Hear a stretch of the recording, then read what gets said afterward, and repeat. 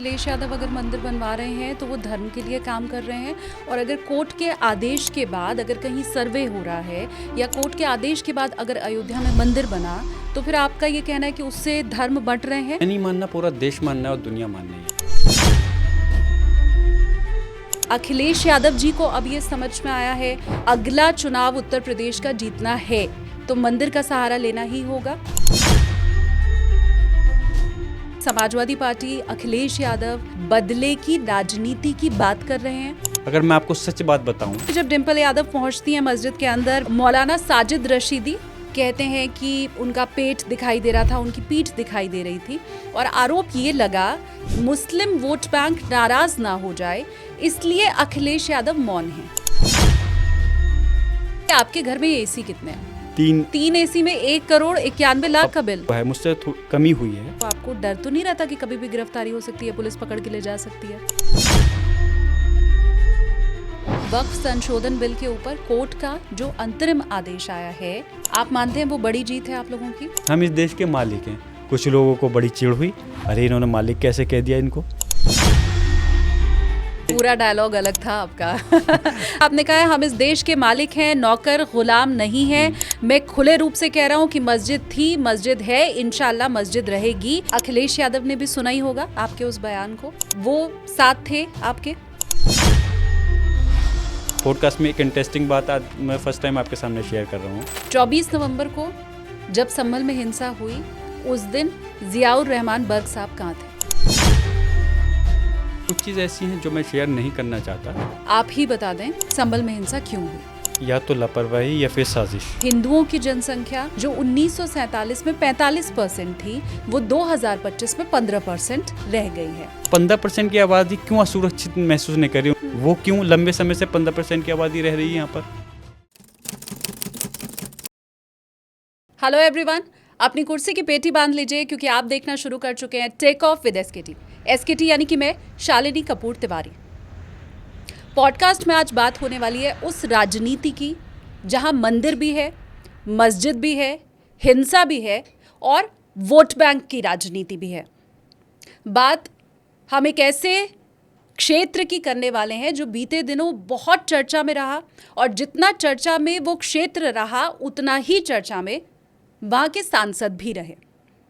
मैं बात कर रही हूँ समाजवादी पार्टी सांसद जियाउर रहमान बर्ग साहब की।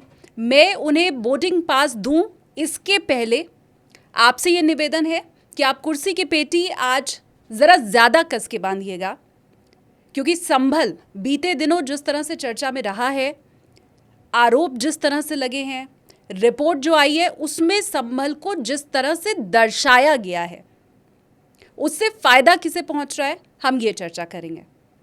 जियाउर रहमान साहब के जितने भी बयान रहे हैं वो सब सुर्खियां बटोरते रहे हैं, लेकिन संभल की कहानी बर्ग साहब की ज़बानी मुझे लगता है इतना खुलकर इसके पहले आपने नहीं सुनी होगी, क्योंकि ये जियाउर रहमान बर्ग जी का पहला पॉडकास्ट है। तो चलिए अब सीधा उन्हें बोर्डिंग पास हम देते हैं। बहुत स्वागत है सर आपका। बहुत बहुत शुक्रिया आपका।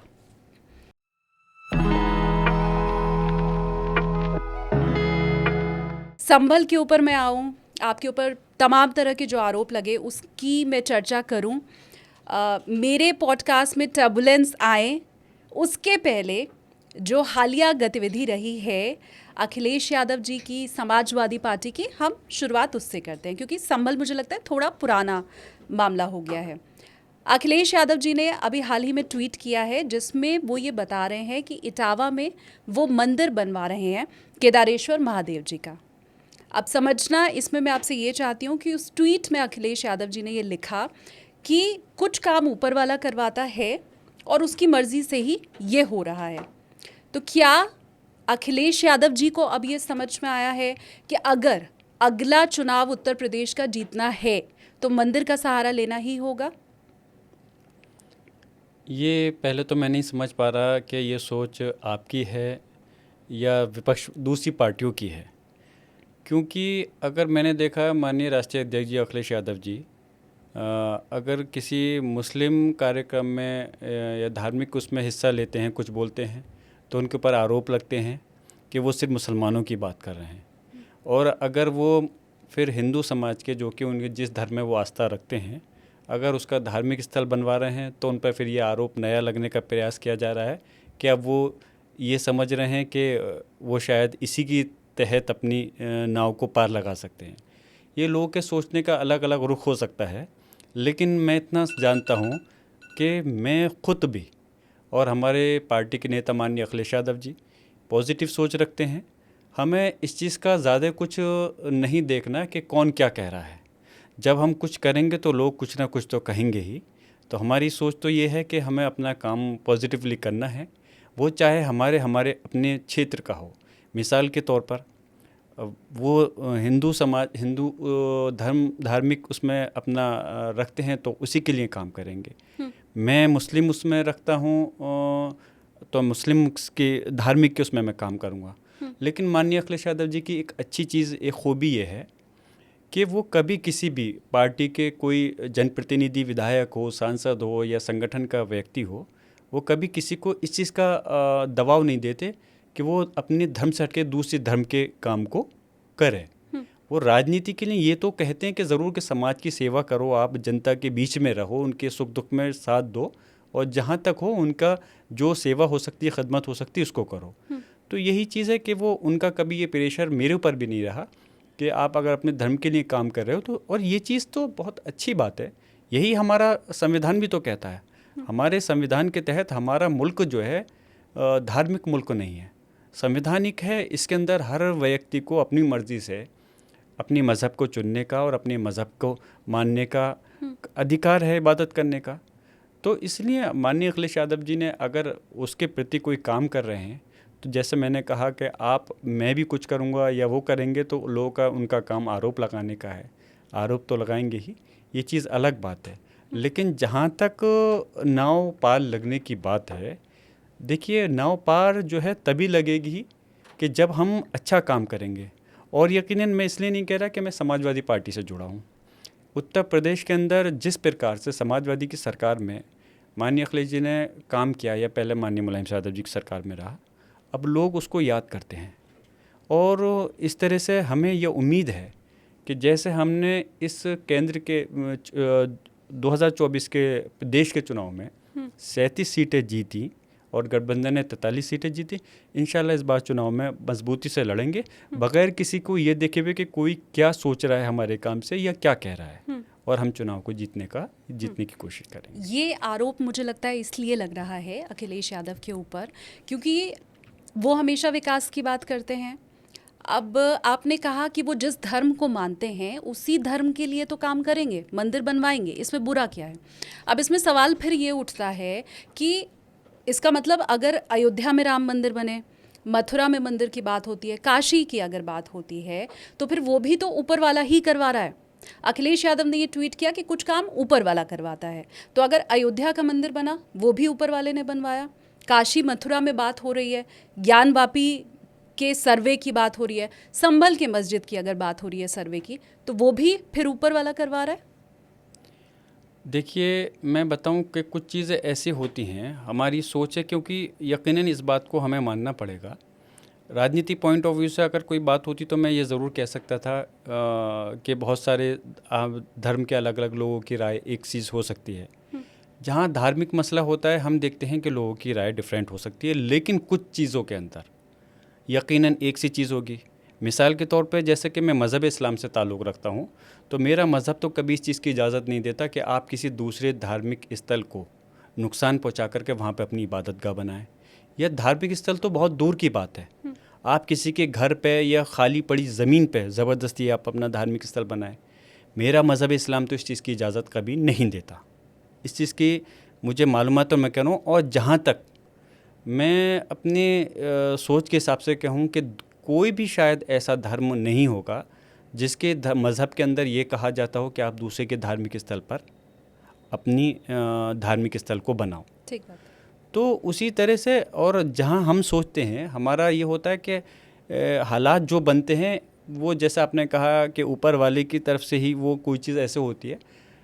हम जो चीज़ हालात बनते हैं वो अल्लाह ही, हमारे मज़हब के हिसाब से कि अल्लाह के द्वारा ही कोई चीज़ होती है। लेकिन उसमें कहीं ना कहीं ऐसा नहीं है कि अल्लाह ने हमें अक्ल दी है। मिसाल के तौर पे अब हम खाली भूखा शेर है, उसके सामने आके खड़े हो जाएं और हम कहें कि ये तो अल्लाह करा रहा है हमसे, तो अल्लाह ये नहीं कह रहा कि आप 10 मंजिला छत पे चढ़ो और कूद जाओ, कहो कि अल्लाह करा रहा है। आपको एक दिमाग दिया है अल्लाह ने, उससे आप सोच करके वो फैसला लीजिए कि कौन सी चीज़ आपके और समाज के हक़ में बेहतर है। और काम ऐसा होना चाहिए जिससे कि आपस में विवाद नहीं हो। अगर आपका मज़हब है, मज़हब को आप अपने अपने, भाई मुस्लिम मज़हब से मैं ताल्लुक़ रखता हूँ, मैं अपने मज़हब के बारे में बता सकता हूँ। कोई दूसरे उसके बारे में हो तो वो बता सकता है, लेकिन कोई चीज़ ऐसी नहीं होनी चाहिए जिससे कि हमारी देश की खूबसूरती, जो कि खूबसूरती है कि अनेक धर्म होते के बावजूद भी एकता कायम है, उस एकता को बार बार जो तोड़ने का प्रयास किया जाता है, मैं उसके ख़िलाफ़ हूँ। मेरी सोच ये है कि मैं जिस परिवार से ताल्लुक़ रखता हूँ, दादा मोहतरम शफ़ीक़ुर रहमान बर्क साहब को काफ़ी लोग बहुत अच्छी तरह से जानते थे, और जो नहीं जानते थे सही तरह से, तो इसलिए वो उनके बारे में सही तरह से समझ नहीं सकते। यकीनन उनका नाम एक हिंदुस्तान की राजनीति के अंदर एक बड़ा नाम अल्लाह के करम से रहा है, और उन्होंने जो सियासत की है बहुत ईमानदारी के साथ में और असल वाली खिदमत की है। मैं अगर हिंदी में वर्ड कहूँ तो जस्ट लाइक तपस्या की है, क्योंकि उनका मकसद जो था, मैं उनसे सुनता था, और मुझे खुशी इस चीज़ की है कि मैंने अपने दादा मोहतरम बर्क साहब से ट्रेनिंग ली, और आज जो मैं काम कर रहा हूँ, कोशिश कर रहा हूँ कि उनके नक्शे कदम पे चलते हुए किस तरह से मैं अपनी जो खूबी है, जो मेरे संभल लोकसभा क्षेत्र की आवाम ने, मेरे मतदाताओं ने अपने कीमती वोट से मुझे इस देश की सबसे बड़ी पंचायत में पहुँचाया है, तो मैं उनके काम आ सकूं, सही तरह से उनकी खदमात को अंजाम दे सकूं। तो मतलब हमारा मकसद ये है कि धर्म के नाम पर आपस में लोगों को किसी विशेष पार्टी के द्वारा बांटना नहीं चाहिए, बल्कि लोगों के हित की बात करनी चाहिए। आप ये कह रहे हैं कि अखिलेश यादव अगर मंदिर बनवा रहे हैं तो वो धर्म के लिए काम कर रहे हैं, और अगर कोर्ट के आदेश के बाद अगर कहीं सर्वे हो रहा है, या कोर्ट के आदेश के बाद अगर अयोध्या में मंदिर बना, तो फिर आपका ये कहना है कि उससे धर्म बंट रहे हैं, अलग अलग नफरत फैल रही है? दोनों चीज़ें पे मैं आपका जवाब दूंगा। आप ये बताएं कि जैसे आपने कहा कि अयोध्या की बात आप ले लें, आप देखें क्या इससे पहले कभी आपने देखा होगा देश की अदालत में, देखिए देश की अदालत का कि किसी फैसले से मैं खुश हूँ या ना खुश हूँ, ये मेरा अधिकार है। कभी आपने देखा है कि आस्था के आधार पर कभी फैसला होते हुए देखा है?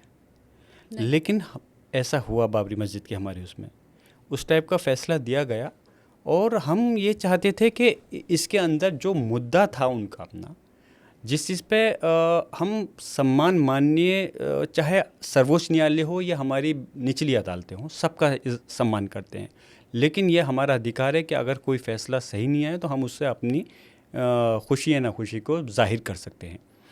तो इसलिए उसके अंदर आस्था की झलक दिखी, जो कि हमें वो चीज़ नहीं थी। अब उसके ख़िलाफ़ हम कहाँ जा सकते थे? तो इसलिए हम उस फैसले से नाखुश हैं। तर्कों के आधार पर, तथ्यों के आधार पर अयोध्या में राम मंदिर नहीं बना, भावनाओं के आधार पर बिल्कुल बिल्कुल। अब मैं ये कहता हूँ कि इस चीज़ का चीज़ जो है, और मैं ही नहीं कहता, बहुत सारे ज़्यादातर लोगों का ये मानना है, मैं तो कहता हूँ बल्कि मुसलमान नहीं, हिंदू समाज के भी जो सेकुलर लोग हैं वो भी इस चीज़ को मानते हैं। आज आपने खाई इतनी पैदा कर रहे हो हिंदू मुस्लिम के बीच में, देश कहाँ जा रहा है? अगर आप बीच में रोज़ अपनी राजनीतिक रोटियां इस बिना पे सेकते रहें कि लोगों को बांट करके आप अपनी कुर्सी को कायम रखें, तो ये कहाँ से आपके देश के प्रति वफ़ादारी हो सकती है? देश के प्रति वफ़ादारी तो तब होगी जब आप सबको एक माला के अंदर पिरो कर के रखें, जो एक जस्ट लाइक जैसे एक बगीचा होता है, उसके अंदर तमाम फूल होते हैं, उनको आप रखें सही उस तरीके से सब एक साथ। तो इस पॉइंट ऑफ व्यू से, और जहाँ तक संभल जामा मस्जिद का मसला है, अदालत के अंदर केस पड़ा, सेम डे। अगर आप इजाज़त दें तो क्या हम संभल वाले मामले में बाद में चर्चा करें? बिल्कुल बिल्कुल। क्योंकि मैं जी आपने क्वेश्चन किया इसलिए मैं जवाब दे रहा था। नहीं, बिल्कुल, मुझे लगता है न सिर्फ मैं, मेरे सारे व्यूअर भी आपकी ज़बानी सुनना चाहते हैं कि संभल में क्या हुआ, क्यों हुआ। एक पक्ष की बात तो बहुत पहुंची है, ऐसा मेरा भी मानना है, लेकिन दोनों पक्षों की बात पहुंचे और आपके मुंह से खुद पहुंचे, ये बहुत ज़रूरी है। तो मैं डिटेल में, तफसील से आप पे चर्चा करने वाली हूँ संभल के ऊपर, लेकिन क्योंकि मैंने आपसे शुरू में कहा कि हम हालिया जो मामले हैं उन पर पहले आपसे चर्चा करना चाहते हैं। अभी आपका जो समाजवादी पार्टी का दफ्तर है मुरादाबाद वाला, उसके लिए ये कहा गया कि ये जो है वो इसका जो आवंटन है वो हम निरस्त करते हैं। अब इसके बाद अखिलेश यादव की तरफ से ये बयान दिया गया कि अगर हमारे दफ्तर को गिराया गया तो जिस बुलडोज़र से गिराया गया है उसी को ढूंढकर जब हमारी सरकार बनेगी तो आपके जितने भी स्मारक हैं उन्हें हम गिराएंगे। क्या इसका अर्थ ये निकाला जाए कि समाजवादी पार्टी अखिलेश यादव बदले की राजनीति की बात कर रहे हैं? आपने जो सवाल किया मैं बिल्कुल जवाब देता हूँ। बदले की राजनीति का आज कौन काम कर रहा है, सत्ता में कौन है? हम देख सकते हैं कि जिस प्रकार से लगातार, देखिए मैं इस बात को दोहराऊंगा कि जो ज़्यादती हो रही है वो सारे धर्म और बिरादरी के लोगों के साथ में हो रही है, लेकिन कुछ कम्युनिटी को ख़ास टारगेट कर करके, चाहे हमारे ख़ास तौर से मुस्लिम समाज के जो लोग हैं या जो ओबीसी के लोग हैं, उनको टारगेट करके जिस तरह से उनके घरों पर बुलडोज़र चला दिया जाता है, उनकी दुकान पर, मार्केट पर बुलडोज़र चला दिया जाता है, कब्रिस्तानों पर बुलडोज़र चला दिया जाता है, मदरसों तक को, धार्मिक स्थल को नहीं छोड़ा जा रहा, तो ये कौन सी बदले की भावना है? आप समाजवादी की सरकार में बताइए कब बदले की भावना से काम किया? अब आप उस हद तक करते करते, टारगेट करते करते, जबकि ये चीज़ कतई नहीं होनी चाहिए थी, अब आप पार्टी के कार्यालयों पर भी आ गए बुलडोज़र चलाने के लिए, तो क्या मतलब बनता है? मतलब हमारा माननीय राष्ट्रपति अखिलेश जी ने जो कहा है उस चीज़ को करा नहीं है। उन्होंने फ़िलहाल ये अल्फाज कहे हैं इस चीज़ के लिए कि अगर आप ऐसा करोगे तो कल को फिर हम भी इस काम करने के लिए मजबूर हो सकते हैं। तो इसलिए इस चीज़ को आप, उनका मकसद है कि ये चीज़ रुक जाए और चीज़ नहीं हो, क्योंकि मैं पहले भी कई बार कह चुका हूँ, कानून को अपना काम करना चाहिए। संवैधानिक हमारी एक प्रक्रिया है, उसके तहत कार्य होना चाहिए। क्या सज़ा देने का काम सरकार है और पुलिस प्रशासन ही करने लगेगा तो फिर न्यायपालिका का क्या काम रहेगा हमारे प्रदेश और देश के अंदर? अगर कहीं कोई कुछ गलत कर रहा है, आप उसके खिलाफ नोटिस दे सकते हो, रिपोर्ट दर्ज कर सकते हो, अपनी इंक्वायरी कर सकते हो, उसके बाद में अपनी चार्जशीट दाखिल कर सकते हो। कोर्ट उसमें केस चलेगा, देखेगा कि अगर सही है तो सज़ा देगा, नहीं है तो अपना बरी करेगा। लेकिन जिस तरह से बुलडोज़र की एक प्रथा लगातार हमारे प्रदेश से शुरू होकर के और देश के दूसरे कुछ राज्यों के अंदर भी इस प्रकार से चल रहा है, ये गलत है। इस मामले में तो लेकिन आपका जो दफ्तर है मुरादाबाद का, उसमें तो बुलडोज़र की कोई बात ही नहीं थी। उसमें तो सिर्फ जो आपका ऑफिस था उसका आवंटन निरस्त किया गया था और ये कहा था कि जी आप खाली कर दीजिए इसको। यहाँ तो बुलडोज़र की बात ही नहीं थी। अखिलेश यादव खुद बीच में बुलडोज़र का मामला लेके आए। कई मर्तबा उन्हें ये कहते हुए सुना गया है कि जो अधिकारी ये सारे काम कर रहे हैं, जब हमारी सरकार बनेगी तब हम देख लेंगे, तब हम बताएंगे। इसलिए मेरा ये सवाल है कि क्या बार बार इस तरह के बयान देकर अखिलेश यादव अभी से ये बता रहे हैं कि हमारी सरकार अगर आई तो बदले की राजनीति होगी?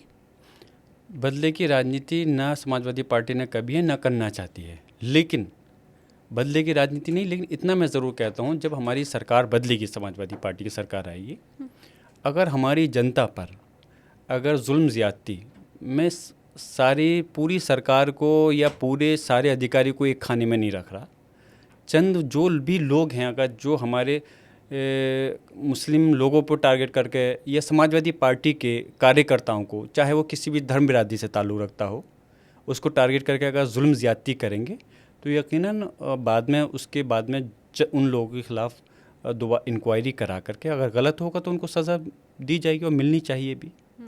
आप लेकिन ये मान रहे हैं कि समाजवादी पार्टी के कार्यकर्ताओं के ऊपर मुस्लिम समुदाय को खास करके टारगेट किया जा रहा है? मैं नहीं मानना, पूरा देश मानना है और दुनिया मानना ही है। आपने देखा होगा दूसरे मुल्कों से भी, अब फिर बात वही आ जाएगी कि हम दूसरे मुल्कों पर ये भरोसा कर रहे हैं, हम अपने देश पे भरोसा करते हैं।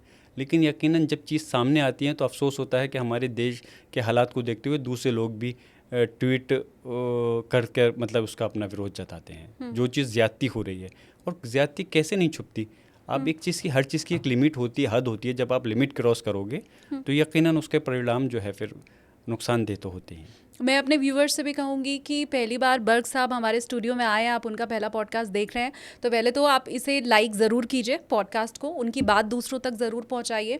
और आपका भी अगर ये मानना है कि एक ख़ास वर्ग को टारगेट किया जा रहा है तो प्लीज़ कमेंट सेक्शन खुला हुआ है, आप हमें आपकी जो भी राय है इसके बारे में वो ज़रूर बताइए। अब एक चीज़ मैं बहुत दिल से समझना चाहती हूँ एक महिला होने के नाते, कि क्या मस्जिद में जाने का महिलाओं के लिए कोई ड्रेस कोड होता है क्या? देखिए, जो हमारी मस्जिद है, अगर आप देखें तो मस्जिद में इबादत करने के लिए हमारे यहाँ जैसे जो इंडिया के हिंदुस्तान के अंदर हैं, मस्जिद में सिर्फ जेंट्स पुरुष जाते हैं इबादत के लिए। दूसरी जगह जो मसाजिद हैं दूसरे मुल्कों के अंदर हैं, वहाँ लेडीज़ के लिए भी नमाज का इंतज़ामात होते हैं। और जब हम हज करने जाते हैं हरम शरीफ में, तो वहाँ पर जेंट्स लेडीज़ नमाज सब लोग पढ़ते हैं। रही बात हाँ ड्रेस कोड का, हम ये कह सकते हैं कि अगर नमाज में कि अगर मस्जिद के अंदर आप जाएं तो थोड़ा सा इस चीज़ का ख्याल वो होती है कि वहाँ पे बेहुरमती उस चीज़ की नहीं हो कि आप जो है, अगर मैं लेडीज़ की तो बात छोड़िए, अगर मैं जेंट्स ही हूँ अगर मैं भी जाऊँ तो मस्जिद में इस चीज़ का एहतराम कि बेहुरमती नहीं हो, इस चीज़ का ख्याल रखूँ कि मैं ऊंची आवाज़ में वहाँ नहीं बोलूँ। क्या ना हो, आपने शब्द कहा बेहुरमती, मतलब कि फॉर एग्जांपल जैसे हम कह सकते हैं उसके लिए बेइज्जती या कोई उसके अच्छा। परंपरा के जो चीज़ है वो खिलाफ कोई बात नहीं हो। ठीक है। ऊंची आवाज़ में हम नहीं बोलें, हंसी मजाक हम मस्जिद के अंदर नहीं करें। अब मस्जिद में जैसे लेडीज़ के लिए आपने कहा, मैं समझ रहा हूँ आप जहाँ पे क्वेश्चन करना चाहती हैं, हाँ। वहाँ के आप वहाँ पे सर ढक करके उस जगह आप जाएं, ये चीज़ का ख्याल रहता है जेंट्स और लेडीज़, लेकिन दोनों के लिए वो चीज़ है। मतलब ऐसा नहीं है सिर्फ कि महिलाओं के लिए कोई शर्त है। ठीक है। अब मुझे आप ये बताएं, क्योंकि आपने मुझे 3 अलग-अलग जगह का बताया कि अगर जाए तो क्या ड्रेस कोड हो सकता है या नहीं है। ये संसद भवन के सामने वाली जो मस्जिद है, जहाँ अखिलेश यादव गए थे, डिम्पल यादव गई थी, आप भी उसमें शामिल थे, वो फ़ोटो बहुत वायरल हुई, वो कौन सी वाली मस्जिद है? उसमें महिलाएं जा सकती हैं? देखिए, मस्जिद की कोई एक ख़ास चीज़ नहीं है कि मस्जिद के अंदर किस मस्जिद के अंदर जा सकती हैं, किस में नहीं जा सकती। अल्लाह का घर है और मस्जिद के अंदर आदमी औरत दोनों जा सकते हैं वो। और नमाज का मस्जिद में मतलब एक तो ये होता है, मैंने बताया, दूसरी जो मस्जिद है वहाँ पे नमाज के लिए अदायगी होती है उस जगह, बाहर दूसरे मुल्कों में इंतज़ामात होते हैं।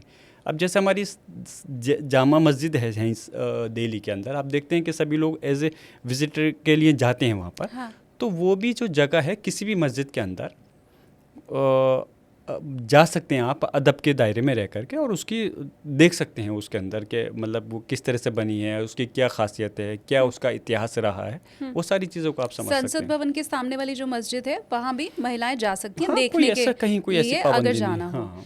अब वो जो फोटो था जिसके ऊपर बहुत बवाल हुआ और डिम्पल यादव के कपड़े को लेकर के टिप्पणी की गई, एक महिला होने के नाते मैं ये ज़रूर कह सकती हूँ कि डिम्पल यादव जितनी सभ्यता के साथ भारतीय संस्कृति को जितना संजोए हुए हमेशा रहती हैं, उनके अंदर वो झलक दिखाई देती है, वो बहुत मुझे लगता है सम्माननीय है, उसकी बहुत कद्र की जानी चाहिए, प्रशंसा हमेशा की जानी चाहिए।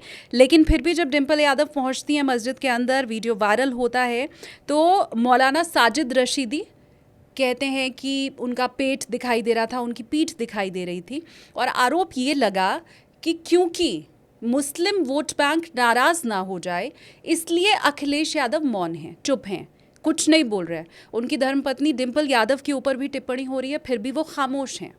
पहले तो आपका स्टेक इसके ऊपर। देखिए, जहाँ तक माननीय डिम्पल जी का आपने बात रखी कि जब गई थी माननीय सांसद डिम्पल यादव जी माननीय राष्ट्रपति अखिलेश यादव जी के साथ में, तो मैं भी साथ में मौजूद था। पहले तो आप जानते हैं कि दुष्प्रचार ये किया गया कि उन्होंने बैठक की मस्जिद के अंदर। क्या हो सकता है बीजेपी के लोगों को ये लग रहा हो कि समाजवादी पार्टी के सांसदों के पास में दिल्ली के अंदर घर नहीं है, वो वहाँ बैठक नहीं कर सकते, संसद के अंदर नहीं कर सकते, पार्टी कार्यालय में नहीं कर सकते। देखिए, मस्जिद है, मस्जिद की मैंने जब कहा कि ख़ुद उसके एहतराम की हमें ज़रूरत है, वहाँ पे मीटिंग का हम मतलब ही नहीं बनता कि हम वहाँ पर रह करके मीटिंग की सोच भी सकें। एक तो आपने ये सवाल नहीं किया था, लेकिन मैं खुद ही जवाब दे रहा हूँ क्योंकि उन लोगों ने दुष्प्रचार किया था। और माननीय सांसद डिम्पल यादव जी जब गई थी, यकीनन मैंने कहा देखिए दोनों के लिए शराइत हैं एहतराम करने के मसाजिद के। तो उन्होंने कपड़े जो थी, देखिए सबका पहनावा अलग अलग होता है, मैं उस पर टिप्पणी नहीं करना चाहता, बट उन्होंने कोशिश करके अपने सर को भी वहाँ पर ढक रखा था। लेकिन इत्तेफाक है कि उस जगह पर उनका दुपट्टा सर से हट गया और जो फ़ोटो है वो चीज़ वो वायरल हो गई। तो उस चीज़ को मुद्दा बनाया और दूसरे रंग देने का प्रयास किया गया, लेकिन वो उसमें कामयाब नहीं हो पाए क्योंकि सब लोग अब जागरूक हैं, समझ सकते हैं। और जहाँ तक माननीय अखिलेश जी के आपने कहा कि खामोशी का सवाल है, अब कुछ लोग तो कह रहे हैं, मतलब उनको मैंने कहा ना, हर चीज़ में अगर कुछ ये करो तो बोलना है, नहीं करो तो बोलना है। अखिलेश जी खामोश रहे क्योंकि उन्होंने सोचा कि ऐसे किसी व्यक्ति का जवाब देना मुनासिब नहीं समझा। तो और उनका देखिए इतिहास भी आपको मालूम है, जिनका आप जिक्र कर रहे हैं, आप ये देख सकती हैं अभी भी गूगल पे कहीं जा कर के हाँ, उनके बारे बिल्कुल। में। तो उन्होंने एक जो अल्फाज कहे वो एक महिलाओं के सम्मान के भी ख़िलाफ़ था। ये सिर्फ काम, मैं फिर वही बात कहूँगा, कानून और हमारा तो ये इजाज़त नहीं देता कि आप किसी के ख़िलाफ़ अपशब्द कहें, और ये कानून संविधान के साथ साथ हमारा मज़हब भी इजाज़त नहीं देता आप किसी महिला के ख़िलाफ़ अपमान वर्ड अल्फाज कहें और उनको आप अपमानित करें। ठीक बात। तो वो चीज़ गलत थी।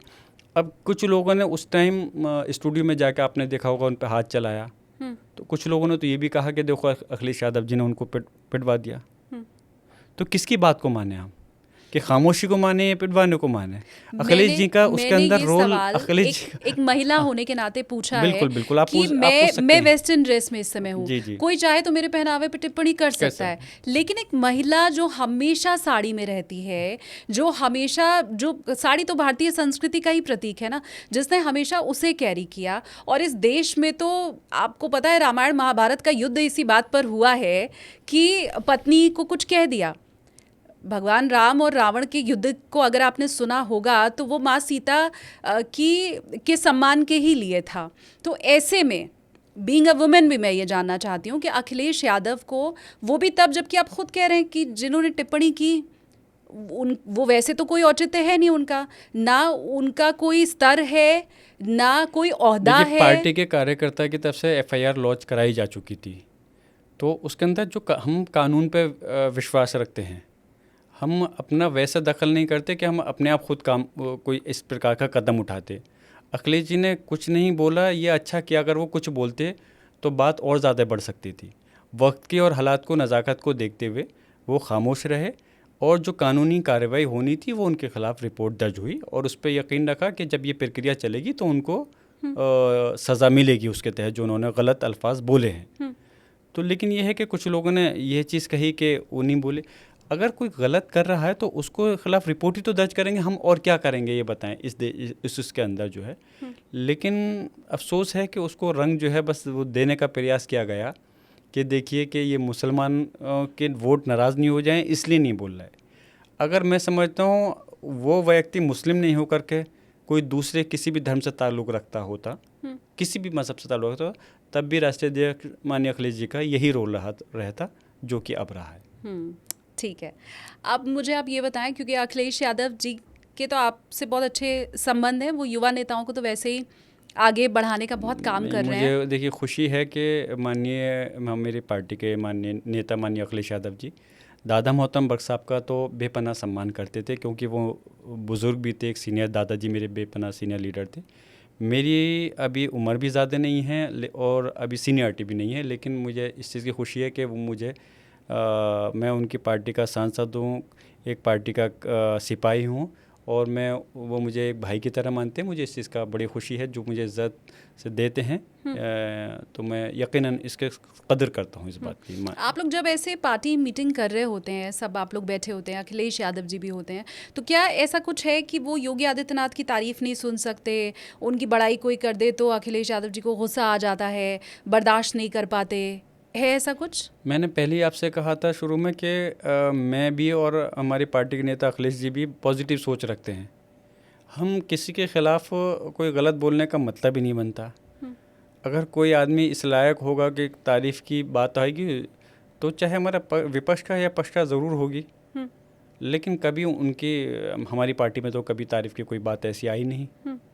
अच्छा। जो वो उसको मना करते। हाँ, नहीं, ये सवाल मैंने इसलिए पूछा क्योंकि पूजा पाल ने आके सार्वजनिक मंच से ये बात कही कि क्योंकि मैंने योगी आदित्यनाथ की तारीफ़ कर दी थी इसलिए मुझे पार्टी से निकाल दिया गया। देखिए, ये तो आपने बहुत से देखा होगा, हर पार्टी का एक संविधान होता है। हर पार्टी का जो बायलॉज, जो संविधान होता है, वो उसकी एक नीति पे पार्टी के उसको चलना होता है। फॉर एग्ज़ाम्पल, अगर आपका कोई चुनाव है तो आप चुनाव में आप उनको वोट देंगे जो पार्टी के कैंडिडेट हैं फॉर राज्यसभा के अंदर या उसके अंदर। कोई बिल पास हो रहा है तो पार्टी के आपको साथ देना होगा। तो जिनका आप जिक्र कर रही हैं उन्होंने भी और पार्टी के दूसरे विधायकों ने भी पार्टी को कि जब राज्यसभा का इलेक्शन था पार्टी की गतिविधि उसके खिलाफ संलिप्त रहे और दूसरी पार्टी को वोट दिया, बीजेपी को वोट दिया। लेकिन हमारे नेता माननीय अखिलेश जी ने प्रयास किया कि शायद ये मान जाएं और सही ट्रैक पर आ जाएं। काफ़ी लंबे समय दिया। लोकसभा का इलेक्शन आया तो उसमें भी उन्होंने पहले वार्निंग दी गई थी। वार्निंग दी है, तब भी उन्होंने ट्रैक पर नहीं आए। जब बार बार वार्निंग देने के बाद में भी आप नहीं कर रहे हो तो फिर उसके बाद में तो फिर अगर कदम नहीं उठाएंगे तो फिर पार्टी के अंदर अनुशासनता कैसे बच पाएगी। पहले ऑलरेडी इन लोगों का आप हिस्ट्री, आप इतिहास देखेंगे, पार्टी के ख़िलाफ़ ये काम कर चुके हैं जो मैंने बताया। बाद में मजबूर होकर माननीय अखिलेश जी ने फिर फैसला लिया और जाहिर सी बात है, मैं समझता हूँ दूसरी पार्टी होती तो कब का पार्टी से निष्कासित कर दिया होता। लेकिन माननीय अखिलेश जी ने फिर भी बहुत समय दिया उनको कि शायद कि पार्टी की उसमें शामिल हो जाएं, सही से काम करें। बाद में आकर के एक्शन लिया है। एक इंटरव्यू में पूजा पाल की तरफ से ये भी कहा गया कि अतीक अहमद का नाम विधानसभा में उन्होंने ले लिया था। अखिलेश यादव नहीं चाहते थे कि उनका मुस्लिम वोट बैंक उनसे नाराज़ हो जाए। ये भी एक वजह थी पार्टी से निकाले जाने की। अब जब पार्टी से अलग हुई हैं तो कुछ बहुत सारी बातें कहेंगी ही, क्योंकि शायद जैसा मेरी जानकारी में आया है दूसरी तरफ से उनको काफ़ी कुछ चीज़ें ऑफ़र हुई हैं जिसके तहत अपना इस प्रकार की बातें सामने आ रही हैं। मुझे एक चीज़ आप और समझाइए, मैं चाहती हूँ मेरे व्यूवर्स भी ये समझ पाएँ कि जैसे बीजेपी के ऊपर हमेशा हिंदुत्ववादी राजनीति और हिंदुओं के लिए काम करने वाली पार्टी ये कहा जाता है। आप बेशक मानेंगे इसे, अभी तक के ही आपके जवाबों से ये चीज़ क्लियर हो रही है। वैसे क्यों समाजवादी पार्टी के ऊपर हमेशा से आरोप लगा MY समीकरण का, मुस्लिम राजनीति का? पूजा पाल की तरफ से भी ये बातें कही जा रही हैं। ये ठप्पा कैसे लगा? जैसे बीजेपी पे ठप्पा लगा, अब वो माने या ना माने, वो भले कहें सबका साथ सबका विकास, लेकिन ठप्पा तो है। तो वैसे आप माने या ना माने, लेकिन ये जो ठप्पा लगा हुआ है ये क्यों है? देखिए, जब पार्टी की शुरुआत हुई थी हमें ये देखना पड़ेगा कि ठप्पा लगने के लिए हमें उस चीज़ के इतिहास में जाना पड़ेगा। पार्टी की शुरुआत में बनाने में किन लोगों का क्या रोल रहा था। अगर हम कोई कॉलेज बनाते हैं तो जब उसका जो ट्रस्टी होते हैं तो वो हमेशा कायम रहते हैं और उनका नाम रहता है कि उन्होंने ये कॉलेज बनाया है। तो पार्टी को बनाने वालों में जो थे, ख़ास तौर से उस समय हमारे नेता माननीय मुलायम सिंह यादव जी और उनके साथ साथ जैसे दादा मोहतरम बर्ग साहब भी एक बड़ा चेहरा उसमें रहे पार्टी की जब बनाई गई थी। और भी बहुत सारे यादव समाज, मुस्लिम समाज के और OBC के नेता थे। तो इस वजह से उसके अंदर ये चीज़ रही कि मुसलमान और यादव लोगों ने, सब लोगों ने मिलकर बनाई है। लेकिन हमें पता है कि चाहे प्रदेश की राजनीति हो या देश की राजनीति हो, उसके अंदर हमें जो है ना सभी धर्म और बिरादरी को लेकर के चलना पड़ेगा। ये हमारा, मैं समझता हूँ कोई पार्टी की ऐसी नहीं होगी जिसका संविधान ये कहता हो कि सिर्फ आप एक उसको लेकर चलो। वो अलग बात है कि आजकल कुछ पार्टियाँ जो हैं इस चीज़ पे प्लेटफॉर्म पे नहीं चल रही, तो उस वजह से ये ठप्पा ज़रूर लग सकता है। अदरवाइज़ अगर आज हम देखें तो समाजवादी पार्टी के अंदर मुस्लिम यादव के अलावा मेरे ख्याल से कोई ऐसी बिरादरी नहीं होगी किसी धर्म या बिरादरी के अंदर जो कि समाजवादी पार्टी के संगठन में और कार्यकर्ता के रूप में जो काम नहीं कर रहे हैं। अब अगर मैं वक्फ संशोधन के ऊपर भी थोड़ी सी चर्चा कर लूँ तो वक्फ संशोधन बिल के ऊपर कोर्ट का जो अंतरिम आदेश आया है, आप मानते हैं वो बड़ी जीत है आप लोगों की? देखिए, बड़ी जीत तो नहीं कहता, जीत है। और हमें खुशी है कि माननीय सर्वोच्च न्यायालय ने जो फैसला, अंतरिम फैसला दिया है। लेकिन हमारी मांग तो शुरू से लेकर के अभी तक है और आगे तक भी रहेगी कि वो अधिनियम पूरी तरह से समाप्त होना चाहिए। जो कानून सरकार ज़बरदस्ती, जल्दबाजी में हमारे समाज को पर थोपना चाहती है और उसकी मकसद कुछ दूसरा है, हमारे समाज का फ़ायदे का नहीं है, और ज़बरदस्ती उसको लागू कर करके जो हमारी प्रॉपर्टी हैं उस पर उसकी नज़र है। मैं कहता हूँ कि वो प्रॉपर्टी, देखिए, कोई सरकार ने दान नहीं की है हमारे मुस्लिम कम्युनिटी को, वो हमारे मुस्लिम समाज के व्यक्तियों ने ही, पूर्वजों ने, बुज़ुर्गों ने वो उसके हित के लिए हैं, मज़हब धर्म के हित के लिए उन्होंने वो अल्लाह के नाम पे दान की हैं। तो जब वो की हैं तो उसका मैनेजमेंट करने का अधिकार उनको ही तो होगा। भाई, सरकार की अगर प्रॉपर्टी है, सरकार उस पर अपना वो करे, उसके में दखल अंदाजी नहीं करनी चाहिए। अब सरकार कह रही है कि नहीं, हमने जो बनाया हमारा मकसद ये है कि मुसलमान उसको अच्छे तरह से इस्तेमाल कर सकते हैं। आप ये बताइए कि हम कह रहे हैं कि नहीं हमारे लिए ये बेहतर है, आप कह रहे हो नहीं वो बेहतर है। मिसाल के तौर पे किसी व्यक्ति को भूख लग रही है, उसको कहना है, उसको ज़रूरत है खाने की, और सरकार कह रही है नहीं तुम पानी पियो, तुम्हें खाने की ज़रूरत नहीं है, तुम्हें पानी पीना है। जैसे कि मसलहतन 3 कानून जो किसानों के लिए लेकर आए, साल भर से ज़्यादा हमारे किसान भाई पूरे देश के अंदर हर धर्म बिरादरी के लोग सड़कों पर रहे, एक लंबा आंदोलन चला, आखिर में अल्लाह का शुक्र है उन्हें जीत मिली, मगर कितनी मशक्क़त, मेहनत और कितनी कुर्बानियों के बाद 700 से ज़्यादा लोग शहीद हुए। वक्फ बाय यूज़र है, आप उसको देखिए, मतलब कितना बड़ा मुद्दा है, कहाँ से लेकर के आएंगे पेपर वगैरह, कहाँ से कैसे होगा। आप ज़बरदस्ती इस प्रकार के उसको, आप या तो ये चाहते हो कि मुस्लिम, इस देश का मुस्लिम तरक्की नहीं कर पाए, वो इसी कामों में लग जाए कि ये साबित करता फिरे कि लो साहब हमारे ये पेपर ढूंढता फिर रहा है, कि वो अपनी उस चीज़ को बचाने के लिए वो अपनी शिक्षा पर ध्यान नहीं दे पाए, अपने बच्चों की कारोबार पर ध्यान नहीं दे पाए, अपने मुस्तकबिल पे अपने घर पे ध्यान नहीं दे पाए। वो बस ये ढूंढता फिर कि साहब हमारी मस्जिद के पेपर वहाँ रह गए हैं, एक यहाँ है एक वहाँ है।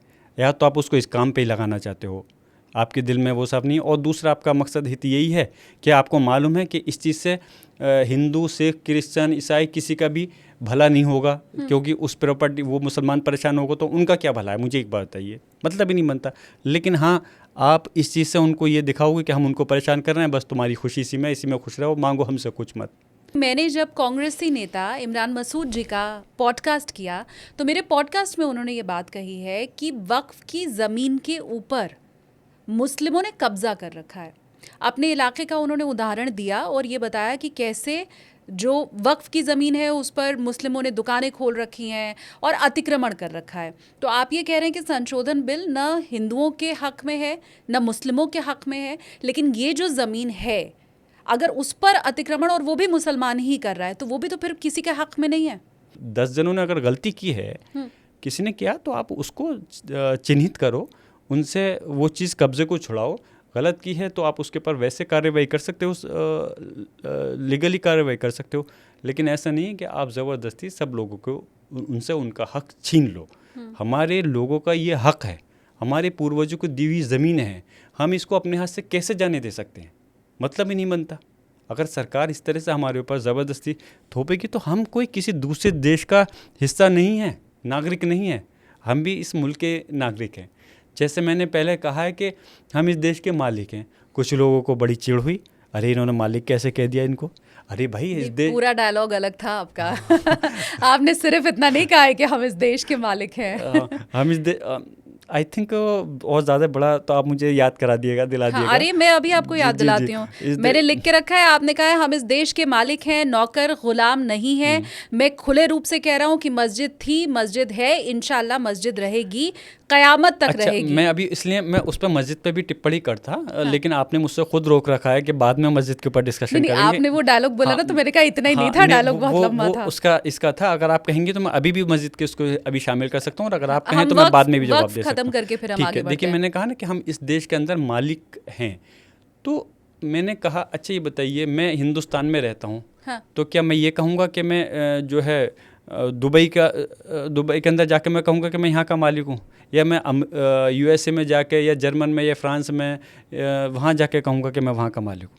मैं इस देश में रह रहा हूँ तो मैं यहीं तो कहूँगा यहाँ का मालिक हूँ।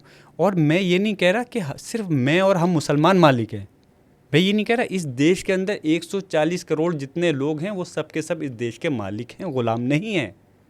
भाई ये बताइए, जो जनता है यहाँ की, वो देश, जो सरकार चल रही है, वो देश उसकी गुलाम थोड़ी नहीं है। ये नागरिक गुलाम हो सकते हैं, मतदाता गुलाम नहीं है। मुझे ये बताइए, क्योंकि आपने जो बयान दिया था 22 नवंबर 2024 शुक्रवार का दिन, जुमे का दिन था, और नमाजियों को आपकी तरफ से संबोधित किया गया था, जिसके बाद ये कहा गया कि हिंसा भड़की। अब आप मुझे ये बताएं कि अखिलेश यादव ने भी सुना ही होगा आपके उस बयान को, वो साथ थे आपके, कुछ कहा उन्होंने, डांटा आपको कि ये तो नेशनल मीडिया में आ गया, ये तो सब हमें सुना रहे हैं। मैं फिर तीसरी बार रिमाइंड करा रहा हूँ आपको इस बात के लिए, मैं अपने इस पॉडकास्ट में, कि मेरे नेता हमारे माननीय अखिलेश यादव जी पॉजिटिव सोच रखते हैं। मैंने पहले भी कहा था वो कि हमको ये तो कहते हैं कि जनता में बगैर किसी भेदभाव के काम करो, सब जनता का काम करो, कोई किसी भी धर्म बिरादरी से ताल्लुक़ रखता हो, गरीब मजदूर हो, सबका काम करो और अच्छे से करो, उनके सुख दुख में शरीक रहो। लेकिन कभी भी धार्मिक मसले पर किसी काम करने के लिए हमें रोक नहीं लगाती। नहीं, मुझे उन्होंने नहीं, ये किसी नहीं भी कहा व्यक्ति कि ऐसा बोलने की तुम्हें क्या ज़रूरत थी, क्यों ऐसा बयान दिया, अच्छा, वायरल हो गया ये। अच्छा, मैं आपसे पूछना, उनको देखिए, दूसरी पार्टी में ऐसे नेता होंगे या सोचते होंगे कि उनका कार्यकर्ता, उनका सिपाही, विधायक, सांसद बोले नहीं, आगे नहीं बढ़े, जिससे कि उनको ये महसूस नहीं हो कि ये ज़्यादा आगे क्यों बढ़ रहा है। अगर मैं आपको सच बात बताऊं, पॉडकास्ट में एक इंटरेस्टिंग बात आज मैं फ़र्स्ट टाइम आपके सामने शेयर कर रहा हूं। मैं अपने नेता माननीय अखिलेश यादव जी के साथ संविधान सदन से दूसरे सदन संसद की तरफ जा रहा था, नई जो पार्लियामेंट है। बीच में हमारी जो पत्रकार, हमारे सम्मानित पत्रकार वहाँ रहते ही हैं, इलेक्ट्रॉनिक मीडिया से और रेटेड मीडिया से, एक महिला पत्रकार ने आवाज़ दी, मुझको बुलाने के प्रयास किया। अब भाई इतना मेरी जिम्मेदारी बनती थी कि मैं अपने नेता के साथ जा रहा हूँ, तो मैंने उस टाइम पर मना कर दिया कि मैं अभी नहीं कर रहा, अभी मैं नहीं बोलना चाह रहा, जिस किसी मैटर पे वो मुझसे बात करना चाहती थी। तो उन्होंने फिर आवाज़ दी। तो आप ये देखिए, हमारे नेता ने माननीय अखिलेश यादव जी ने मुझसे खुद कहा कि नहीं आप जाइए। तो मैंने कहा देखिए अब आपके साथ हूँ, बाद में कर लो। बोले नहीं जाइए। फिर उन्होंने मुझसे बाद में कुछ देर बाद जब मैं लौट करके आया तो मुझसे फिर उन्होंने खुद बात की और पूछा, जब देर हो गई तो उन्होंने कहा कि आप अब आए हैं। बोला क्या करूं, कि फिर उसके बाद में कई लोगों ने एक एक करके कर लिया। तो उन्होंने मुझको रोका नहीं, उन्होंने कहा कि नहीं, मुझसे बोले कि आप क्यों नहीं जा रहे थे। बोला मैं आपके साथ इसलिए। बोले नहीं, जब मौका है, आप इस लेवल पर हैं, आपको वो इस लायक समझ रहे हैं, बुला रहे हैं, तो आप जाइए और अब बात को रखिए अच्छे से, इसमें क्या हुआ है। तो उनकी आप सोच देखिए, उन्होंने देखा कि ये नहीं देखा कि उन्होंने मुझे रोकने का प्रयास किया हो कि आप मत बोलो या वो मत करो। उन्होंने खुद मुझको कह कर भेजा। तो उनकी सोच पॉजिटिव है। उनका ऐसा नहीं है कि कोई नेता अगर आगे बढ़ रहा है, उनका कार्यकर्ता को या कोई भी, तो वो आगे नहीं बढ़े। नहीं, लेकिन ये तो कहते होंगे कि दूध का जला छाछ भी फूक फूक के पीता है। तो तुम्हें जब पहले से ही टारगेट किया जा रहा है तो तुम और संभल के क्यों नहीं रहते हो? अच्छा ये बताइए, अगर मिसाल के तौर पे अगर हक बात कहना जुर्म है, हाँ। सच बात कहना अगर गलत है, तो ये तो मैं बार बार करूँगा, हक बात को कहूँगा।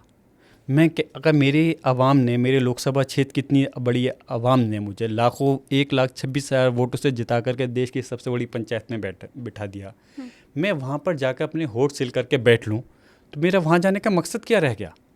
विपक्ष का काम क्या है? सरकार अगर गलत करे तो उसको आईना दिखाए, सरकार कोई चीज़ गलत बिल लेकर आए तो उस पर अपना विरोध दर्ज करे और प्रयास करे उसको रोकने के लिए। रुक नहीं सकता तो उसके अंदर जो अमेंडमेंट हो सकते हैं उसको अमेंडमेंट कराने का प्रयास करे। और पहले सरकारें समझती भी थी, बहुत सी करती भी थी उसके अंदर। लेकिन आजकल सरकार, भारतीय जनता पार्टी की सरकार, विपक्ष को एक तरीके से नज़रअंदाज कर करके वो कर ली थी। और हमारे संविधान की मजबूती भी यही है कि अगर विपक्ष नहीं होगा तो संविधान बचेगा कहाँ पर? भाई सरकार अगर संविधान विपक्ष नहीं रहेगा मजबूती के साथ में, तो हमारा संविधान कमज़ोर हो जाएगा। ताना सरकार जो भी हो, मैं ये नहीं कह रहा बीजेपी की हो, कोई भी सरकार हो, वो ताना हो जाएगी सरकार जो है। तो इसमें माननीय अखिलेश जी ने बिल्कुल, अगर मैं कुछ गलत बात कहूँगा या करूँगा तो मुझे या कोई दूसरा भी नेता हो पार्टी का, तो वो ज़रूर रोकेंगे उसको कि गलत मत करो। लेकिन अगर सही बात के लिए मैं आवाज़ उठा रहा हूँ तो वो सही बात के लिए ये नहीं कहेंगे कि आप गलत मत करो, बल्कि उसमें उन्होंने सही जो समझा, जो ज़बरदस्ती या गलत कार्रवाई की गई, उन्होंने जितनी हमदर्दी कर सकते थे, साथ दे सकते थे, सही तरीके से उन्होंने लीगली पॉइंट ऑफ व्यू से दिया भी। मतलब आपके उस बयान के पूरी तरह से साथ थे अखिलेश यादव। अब मुझे आप ये बताएं कि 22 नवंबर को, मैं एक बात और रुकता चलूँ, मैं आपको बताता चलूँ कि जैसे अगर माननीय अखिलेश जी उस बयान के साथ थे मेरे, तो आप उस बयान को एक बार, आपसे भी मैं कहूँगा, आप पूरा सुनिएगा ज़रूर। उस बयान को आपने हो सकता है सुना होगा, या हो सकता है सुना हो तो पूरा नहीं सुना हो। आप पूरा जब सुनेंगे तो आपको कहीं से कहीं तक ये नहीं नज़र आएगा कि मैंने आपस में धर्म के नाम पे लोगों को बांटने का काम किया हो। मैं तो क्या मान रही हूँ उससे बदल भी क्या जाएगा बर्ग साहब, मैं तो सीधी बात कह रही हूँ। ठीक है। मैं तो जो आरोप आपके ऊपर लग रहे हैं वो आप ही की ज़बानी लोगों तक पहुँचे, इस कोशिश में। बिल्कुल, लेकिन मैं भी ये चाहता हूँ कि आप भी और आपके चैनल के माध्यम से, मतलब जो भी जो पॉडकास्ट चल रहा है, जो आपके व्यूवर्स हैं वो सब लोग देखें भी उस बयान को मेरे, कि मैंने जो उस टाइम कहा था उसके अंदर गलत क्या है और सही क्या है। उसके अंदर मैंने अगर अपने धर्म की बात की थी और मस्जिद के लिए अगर आवाज़ उठाई थी तो गलत नहीं उठाई। क्यों नहीं उठाऊंगा मैं, आप बताइए। मैं एक अपने मज़हब को रिप्रेजेंट करता हूँ और वहाँ पे कोई हिंदू मुस्लिम झगड़ा थोड़ी हो रहा था।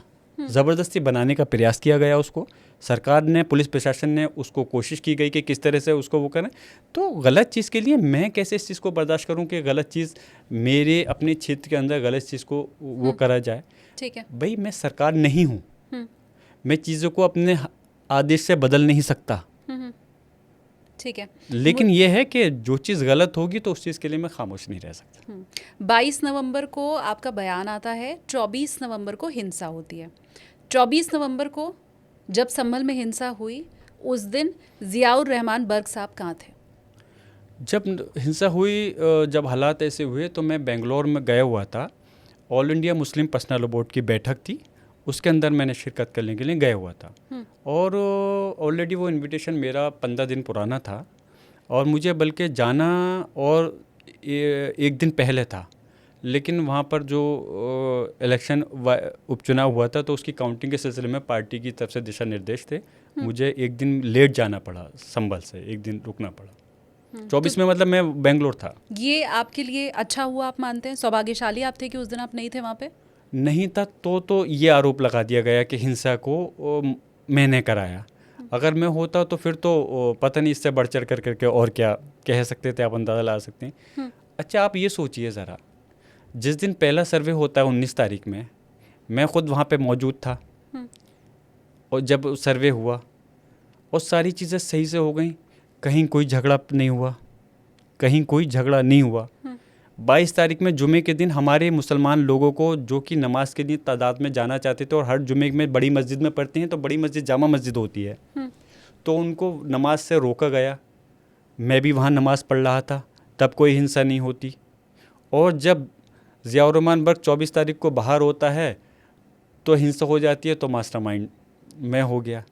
बल्कि मैं गारंटी से इस बात को कह सकता हूँ कि अगर 24 तारीख में मैं संभल होता तो इंशाल्लाह किसी भी सूरत हाल में वहाँ पे ये घटना हो ही नहीं सकती थी। या फिर 19 तारीख में मैं वहाँ नहीं होता तो ये घटना 19 तारीख में भी घट सकती थी। उसका लॉजिक ये नहीं है कि जनता उसको करना चाहती थी। देखिए हालात ऐसे होते हैं, जनता का प्रतिनिधित्व कौन कर रहा है? हम जनता का प्रतिनिधित्व कर रहे हैं। और एक हमारा घराना, मेरे दादा मोहतरम बर्क साहब ने जो पॉलिटिक्स की है, जो राजनीति की है, वो मुझे तो दादा मोहतरम अपने बर्क साहब से विरासत में मिली है, मेरे दादाजी को विरासत में नहीं मिली थी। उन्होंने ज़मीनी स्तर पर रह कर के काम किया और लोगों को अपना बनाया। उन्होंने लोगों के दिलों को जीता, लोगों के दिलों को जीतने का काम किया, जिससे कि लोग हर वक्त उनके साथ खड़े रहते थे। और अल्लाह का शुक्र है वो चीज़ मुझे ट्रांसफ़र हुई। लोग मेरे साथ भी दिल से साथ हैं, साथ रहते हैं मेरे साथ में भी। तो उस चीज़ के लिए जो इस टाइप के हालात वहाँ पर थे, तो जनता से संवाद ये पुलिस अधिकारी थोड़ी नहीं करेंगे। मैं आपसे सवाल करता हूँ कि जिस दिन आप कोर्ट में केस डाल रहे हैं उसी दिन आपको सर्वे का आदेश हो जाता है, और जिस अदालत से आदेश हो रहा है वहाँ से संभल पहुँचने में 1 घंटा लगता है चंदूसी से, आप 1.5 घंटे के अंदर संभल आ गए। मुझे तो ऐसा लगता है उस टाइम तक शायद ऑर्डर की कॉपी भी नहीं हाथ में नहीं आई होगी। तो इतनी जल्दबाजी क्यों थी? एक तो संभल अति संवेदनशील की कैटेगरी में आता है, लेकिन अल्हम्दुलिल्लाह काफ़ी लंबे समय से वहाँ पे कोई दंगा नहीं हुआ। ऐसा नहीं कि बीजेपी की सरकार में नहीं हुआ, समाजवादी की सरकार थी तब भी कोई दंगा नहीं हुआ है। तो अति संवेदनशील संभल रहा है। और उसके बाद आप कोई भी धार्मिक मुद्दा है तो वो भी संवेदनशील की श्रेणी में तो आते ही है। आप ऐसी होते हुए वरिष्ठ अधिकारी कैसे उस चीज़ को नज़रअंदाज करके एकदम आप वहाँ पहुँच सकते हो आप उसका सर्वे करने के लिए? कोर्ट ने ये तो नहीं कहा था कि आप आज ही विदिन 2-3 आवर्स आप सर्वे करके ला करके दो। त्वरित कार्रवाई से आपको दिक्कत है? मैं पूछ रहा हूँ, मुझे त्वरित कार्रवाई से दिक्कत नहीं है, कतई दिक्कत नहीं है मुझे। मैं तो सिर्फ इतना कहना चाहता हूँ कि उस चीज़ को जब हर चीज़ को देख करके काम किया जाता है। अब मान लीजिए मिसाल के तौर पर कोई कानून पास होता है, लोकसभा राज्यसभा, फिर राष्ट्रपति के साइन होते हैं, तो ये चीज़ ऐसे क्यों नहीं होती कि एक ही दिन में लोकसभा भी पास कर दे, उसी दिन राज्यसभा भी पास कर दे, उसी दिन राष्ट्रपति भी सिग्नेचर कर दें। वो संभव नहीं हो पाता है। वही तो मैं कहना चाह रहा हूँ कि वो वैसा मसला है, ये भी इसको संभव बनाने का प्रयास क्यों किया जा रहा था, ऐसा जो कि असंभव की तरह काम है। अरे कानून के आदेश को कौन मना कर रहा है, कौन नहीं मान रहा। उनका ये कहना है कि उस दिन तो आप हमारी बाबरी मस्जिद हमारे हाथ से गई, क्या मुसलमानों ने क्या पूरे संभल छोड़िए, क्या संभल भी तो उसका हिस्सा था, पूरे देश के मुसलमानों ने उसको एक्सेप्ट नहीं किया है, दिल से नहीं किया। अभी आपने कहा। हाँ बिल्कुल, मैं तो आपकी बात इसी पॉडकास्ट की कर रही हूँ। मैं तो आपसे खुद कह रहा हूँ, दिल से नहीं किया। हम मानते हैं। तो ये चीज़ तो मैंने आपसे खुद कहा अभी कि अगर कोई न्यायालय कोई अगर आदेश देता है तो ये हमारा अधिकार है, हम उससे संतुष्ट हो भी सकते हैं, असंतुष्ट भी हो सकते हैं। नहीं तो अयोध्या वाले मामले को जब दिल से स्वीकार नहीं किया मुस्लिमों ने, और आप 2 दिन पहले वहां खड़े होके कहते हैं कि अयोध्या वाली बात में यहाँ संभल में नहीं होने दूंगा। मैं बताता रहा हूँ आपको। देखिए, जब हम संतुष्ट, बिल्कुल आपने कहा हमने स्वीकार किया, लेकिन दिल से नहीं किया आपने किया। बिल्कुल इस देश के मुसलमानों ने 40 करोड़ मुसलमानों ने स्वीकार नहीं किया दिल से, और स्वीकार दिल से। और ये हमारा अधिकार है कि हम किसी अधिकार संतुष्ट हैं या असंतुष्ट हो। बट आप वो जख्म कुरेद रहे हैं। हम कोर्ट की अवमानना तो नहीं कर रहे ना, कोर्ट की अवमानना तो नहीं करी हमने। तो जब अदालत ने आदेश दिया था तो उसकी प्रक्रिया के तहत संवाद स्थापित करके वहाँ के जनप्रतिनिधियों से, वहाँ के उलमाए इकराम से जो वो होते हैं, कुछ जो अब आप देखते हैं शांति की बैठक होती है, नहीं होती सब जगह पूरे प्रदेश देश में जब त्यौहार आते हैं। ठीक बात। तो उसी तरह से एक बैठक करके उनको वो करते और सब लोगों से संवाद कायम करके फिर आप सर्वे भी करते। कौन रोक रहा था आपको सर्वे करने से? पहला सर्वे में किसी ने क्यों रुकावट पैदा नहीं करी? अगर मेरे दिल के अंदर या जनता के दिल में कोई ऐसी चीज़ होती तो पहले सर्वे नहीं हो पाता वहाँ पर। मतलब होने से मतलब मैं ये नहीं कह रहा कि हम उसको रोक देते, मकसद ये है कि उसमें ही अगर हमारी जहन के अंदर कोई गलत चीज़ होती तो उसी दिन कोई बवाल हो सकता था। हम तो कानून का सम्मान, संविधान का सम्मान करने वाले लोग हैं। आप ही बता दें कि संभल में हिंसा क्यों हुई? संभल में हिंसा जो हुई उसमें एक सबसे बड़े रीज़न मैं कह सकता हूँ, एक नहीं बल्कि 2 चीज़ें रही होंगी। अब मैं उसमें श्योर नहीं हूँ कि क्या चीज़ सही है, या तो लापरवाही या फिर साजिश।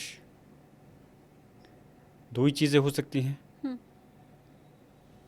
और उसमें से क्योंकि साजिश ये हो सकती है, या तो एक साजिश के तहत इस काम को किया गया हो, संभल बहुत समय से सुकून में चल रहा था, और लापरवाही इसलिए हो सकती है कि लापरवाही बहुत सारी बढ़ती गई जिसकी वजह से ये सारी परेशानियाँ हुई। मैंने कहा कि संवाद अगर क्या होता, जनप्रतिनिधियों से बात कर करके, उलमा इकराम से बात करके किसी चीज़ को एक स्टेप बाय स्टेप करते तो कहीं कोई दिक्कत नहीं थी। और वहाँ भी हकीकत ये है कि वहाँ जनता ने हिंसा नहीं की। मैंने पहले भी कहा इस बात को, अब भी कह रहा हूँ और आगे भी कहूँगा। आप मुझे ये बताइए कि जो पुलिस प्रशासन के लोगों ने कहा कि वहाँ पर लोगों ने गोलियाँ चलाईं, नई नई कहानी बनाई गई कि पाकिस्तान से तार जुड़े हुए हैं, आतंकवादियों से जुड़े हुए हैं, किस किस से उन्होंने जोड़ दिया कि अमेरिका से असला आया है, कहाँ से आया। लेकिन उसके पीछे उन्होंने ये नहीं देखा कि इस चीज़ को हम सही साबित करेंगे कैसे। कहने में और साबित करने में बहुत बड़ा फ़र्क होता है। कि अगर वहाँ पर कि आपके पास में पुलिस प्रशासन के पास पूरा तंत्र होता है, जब वहाँ पर सर्वे के लिए दोबारा गए थे, आपके पास में हर तरीके के इंतज़ामात थे, आपके पास ड्रोन कैमरे भी थे। आप दिखा रहे हो ड्रोन कैमरे के ज़रिए से कि लोगों को पत्थर चलाते हुए आपने दिखाया। क्या आपने या मैं गारंटी से कह रहा हूँ कि कोई आदमी ऐसे नहीं मिलेगा कि जिसने ये देखा हो कि किसी वहाँ के जनता के, किसी हमारे कम्युनिटी के हाथ में कोई असला हो। अगर वो गोली चलाती है तो आपके वो कैमरे में क्यों नहीं आ पाए, ड्रोन कैमरे के अंदर? पुलिसकर्मी कैसे घायल हुए फिर? अब मैं कुछ चीज़ें कही जाती हैं, कुछ चीज़ें नहीं कही भी साबित। गोली भी लगी मैं है। वही कह रहा हूँ, कुछ चीज़ें कही जाती हैं, कुछ चीज़ें नहीं कह करके भी अपने आप में बोलती हैं। मैं तो सिर्फ आपसे ये पूछना चाहता हूँ कि जब जनता लोग वहाँ पर साजिश के तहत थोड़ी गए थे, जब वहाँ मस्जिद कमेटी के लोगों को भी सही से नहीं पता कि कोई सर्वे होने वाला है, तो लोग कैसे वहाँ पर पता चल जाएगा लोग के सर्वे के लिए वहाँ पे इकट्ठा हो रहे हैं। मैं सिर्फ ये पूछ रही हूँ कि आपने कहा कि वो ये नहीं समझ पाए कि अपनी बात को साबित कैसे करेंगे। यही चीज़ मैं आपसे पूछ रही हूँ कि अगर पुलिसकर्मी घायल हुए, उनको गोलियां लगीं, तो एक पुलिस वाला दूसरे पुलिस वाले को तो गोली नहीं मारेगा ना, आई तो सामने से तो होगी। क्या जो मस्जिद के लिए अपने हक के लिए आवाज़ उठाने गए हैं उनमें से मुसलमान दूसरे अपने भाई के गोली मारेगा? वो प्रशासन की तरफ से गोली मारी गई, आप माने प्रशासन की तरफ से गोली मारी? वो तो खुद ही कह रहे फैक्ट है हैं कि हम रोकने नहीं, के वो लिए। कह ही तो नहीं रहे, वो कही तो नहीं रहे इस बात को। वो अगर कहते तो फिर हम मानते। इसी चीज़ का तो वो है कि उन्होंने गोली चलाई, और गोली किन हालात में चलाई जाती है। वो कोई ऐसे तो जानवरों के ऊपर भी गोली नहीं चलाई जाती जिस तरह से इंसानों के ऊपर गोली चला दी गई। वहाँ पर हमने देखा होगा पूर्व डीजीपी और पुलिस प्रशासनिक के जो अधिकारी जो पहले सर्विसेज में आईएएस आईपीएस में रहे हैं, उन्होंने भी उस चीज़ के बताया कि गोली चलाने की क्या प्रक्रिया है। मैंने कहा हर चीज़ का स्टेप बाय स्टेप होता है। पहले आप वार्निंग देते हैं, आप आंसू गैस छोड़ते हैं, आप हवाई फायरिंग करते हैं, आप रबर बुलेट छोड़ते हैं, क्या क्या चीज़ें हैं, उसके कहीं बाद में आपको गोली चलाने का वो है। आप स्ट्रेट फायरिंग कर रहे हो। 5 लोगों की जान जाना कोई मजाक बात नहीं है। मायने ये नहीं रखता कि वो मुस्लिम है या हिंदू है। 5 इंसानों की ज़िंदगी गई वहाँ पर, वो भी इस संभल के रहने वाले थे और इस देश के नागरिक थे, इस आज़ाद मुल्क के नागरिक थे। क्यों जान ले ली गई? कि अगर आप कह रहे हो गोली अगर उन्होंने चलाई तो आप एक फ़ोटो क्यों नहीं दिखा पाए? अभी तक 1 साल घटना को लगभग होने को आ गया कि जिसके हाथ में किसी व्यक्ति के हाथ में तमंचा था या कोई असला था। अगर वहाँ लोग इकट्ठा हुए हैं, अगर हमारा अधिकार ये कौन छीन सकता है हमसे कि हम हर देश का जो नागरिक है ये सवाल कर सकता है। मिसाल के तौर पे अगर पुलिस किसी को अरेस्ट कर रही है तो कोई भी एक आम व्यक्ति पूछ सकता है कि उससे कि आप मुझे क्यों अरेस्ट कर रहे हो, किस जुर्म में कर रहे हो, आप कौन हो, आपका आई कार्ड क्या है, मान सकता है। तो वो आदमी, कोई व्यक्ति कैसे नहीं पूछ सकता कि आप हमारे मस्जिद पर जब सर्वे हो गया तो दोबारा क्यों आया गया है? क्या ये पूछना कोई जुर्म है? लेकिन इस चीज़ को जुर्म बनाया गया सिर्फ क्योंकि उनको बहाना चाहिए था। फिर तो ये साजिश ही हुई, लापरवाही आप क्यों मैं वही तो कह रहा हूँ। नहीं, मैं वही कह रहा हूँ कि सिर्फ उनका ये पूछने पर ही उनको गाली गलौज दी गई। उन्होंने विरोध किया, गाली गलौज क्यों आप कर रहे हो, जब हम पूछ रहे हैं तो सीधे उन पर लाठी चार्ज कर दिया गया। जब लाठी चार्ज कर दिया गया, मैं पूछना चाहता हूँ, आप अगर किसी उस पर लाठी चार्ज करोगे तो एक जो धार्मिक मुद्दा होता है, धार्मिक जो भावना होती है, लोगों के दिल से जुड़ा होता है। आपने लाठी चार्ज कर दिया, फिर वहाँ पर एक खबर ये आई कि वहाँ पे हौस को खोदा जा रहा है, पानी निकाला जा रहा है। लोगों में फ़िक्र हुई कि हमारी मस्जिद को ये कुछ गलत करना चाहते हैं। उसके बावजूद भी उन्होंने कानून हाथ में लेने का प्रयास नहीं किया। लेकिन जब लाठी चार्ज हुआ तब मैं मानता हूँ इस चीज़ को, लाठी चार्ज होने के बाद में कुछ व्यक्तियों ने, सब ने नहीं, अगर पत्थर चलाते तो वहाँ पर तो बहुत बचाना मुश्किल पड़ जाता पुलिस प्रशासन को। चंद लोगों ने पत्थर चलाए, लेकिन आप उकसा भी रहे हो, गाली बक करके लाठीचार्ज करके उकसा रहे हो, पत्थर चला रहे हो, तो आप गोली मार दोगे। ये कौन से कानून में कहा क्या पत्थर चलाने पे गोली मार दो? एनकाउंटर की जो परिभाषा है, आप जो हम आजकल देखते हैं जो पुलिस बनाती है कि उस मुजरिम को पकड़ने गए, अपराधी को पकड़ने गए, उसने गोली चलाई, उसको हमने सरेंडर करने कहा, सरेंडर नहीं करा, उसने हमला करा तो उसके एवज में हमने गोली चलाई। आप मुझे इसका जवाब दीजिए, वहाँ किसने गोली चलाई थी? वहाँ तो कोई किसी के पास हथियार ही नहीं था, तो गोली कहाँ से चलाता? और आपने उनको उन 5 हमारे बेचारे उन लोगों की, नौजवानों की जान ले ली। उनके घर वालों की कभी पीड़ा देखी है? उनकी माँ का, किसी की माँ, किसी के बाप, किसी की बीवी, उनका क्या सूरत हाल है, कैसे वो अपने घर के अंदर वो लोग रह रहे हैं। और फिर अफसोस ये है कि जान भी उनके लिए और अपराधी भी उन्हीं हमारी लोगों में से बना दिया गया कि गोली उनकी लगी है। तो ये सारी चीज़ें हैं। तो जिस चीज़ के लिए मैं सिर्फ एक राजनीतिक पॉइंट ऑफ के अलावा मैं एक भावनात्मक रूप से भी बात करता हूँ, लेकिन मैं भावना को अपनी उस हद तक सीमित रखता हूँ जो कि कानून के, जिससे कि कोई माहौल ख़राब नहीं हो और कानून के दायरे में रहे। जाहिर सी बात है, भावना सबके दिल में होती है, बट मैं उसका भी इस्तेमाल करता हूँ बस उस हद तक कि जहाँ तक कि वो कानून का सम्मान, कानून के दायरे में रहते हुए लोगों के अंदर कोई इख्तलाफ पैदा नहीं हो। हालांकि मुझे लगता है ये बैड लक है आपका कि आप चाहते तो ये हैं कि आप कानून के दायरे में रह के बात करें, लेकिन वो जब लोगों तक पहुंचती है तो प्रचारित तो कुछ इसी ढंग से किया जाता है कि बर्ग साहब ने कहा तो हुआ। मैं अब ये जनता के ऊपर और कोर्ट के ऊपर छोड़ती हूँ ये पूरा संभल का जो मामला है, क्योंकि जांच चल ही रही है, तो ये कोर्ट तय करेगी और जनता तय करेगी कि उन्हें क्या ठीक लग रहा है, क्या गलत लग रहा है। आप ये बताएं कि अब जबकि इसकी न्यायिक जांच रिपोर्ट सामने आई है तो उसमें बहुत सी चीज़ों का जिक्र किया जा रहा है कि इन बातों को कहा गया है। उस रिपोर्ट में ये कहा गया है कि संभल में हिंदुओं की जनसंख्या जो 1947 में 45% थी, वो 2025 में 15% रह गई है। संभल के सांसद होने के नाते, क्योंकि आपके दादाजी शफीकुर रहमान बर्ग साहब भी बहुत लंबे समय तक वहाँ का प्रतिनिधित्व करते थे, तो उस नाते क्या हिंदुओं की आबादी घटना संभल में आपके लिए चिंता का विषय है? देखिए, पहले तो ये जो आयोग बना है न्यायिक आयोग, मैं सम्मान करता हूँ इसलिए क्योंकि वो न्यायिक आयोग है। लेकिन न्यायिक आयोग की 2-3 बातें मैं ये कहना चाहूँगा कि न्यायिक आयोग की पहले तो ये बात सामने आया, जब न्यायिक आयोग की रिपोर्ट को सार्वजनिक नहीं किया गया तो वो लीक कैसे हुई। पहले तो सबसे पहले यही सवाल या निशान बनता है कि न्यायिक आयोग जब रिपोर्ट सार्वजनिक नहीं की गई तो वो लीक कैसे हुई। पहले तो इसकी ही जांच होनी चाहिए। उसके बाद में न्यायिक आयोग ने जो ये बात सामने आई हुई है, क्योंकि मैंने अभी मेरे पास रिपोर्ट नहीं आई है, मैंने नहीं पढ़ा उसको, रिपोर्ट मेरे हाथ में आएगी, पढ़ूंगा तो ज़रूर इसका तफसील से जवाब दूंगा। लेकिन जो रिपोर्ट में ये कहा गया कि 1947 में 45% थे नॉन मुस्लिम समाज के हमारे भाई और आज की तादाद में 15% हैं, तो उस पर एक सवाल ये बनता है कि न्यायिक आयोग क्या इसलिए बना था कि इतिहास को कुरेद करके बताए कि पहले क्या था, बीच में क्या हुआ और अब क्या है। ये इसलिए बना था कि वहाँ पर घटना क्यों हुई और कि उसमें क्या कमी रही, क्या लापरवाही हुई, उसका ज़िम्मेदार कौन है। यकीनन न्यायिक आयोग तो इसलिए बना था घटना क्यों हुई है, कौन जिम्मेदार है। तो हम और जो और भी लोग हैं सोचने पे मजबूर हैं, वो चीज़ क्यों उखाड़ करके यहाँ पे और वो भी गलत तथ्य पेश क्यों किए जा रहे हैं।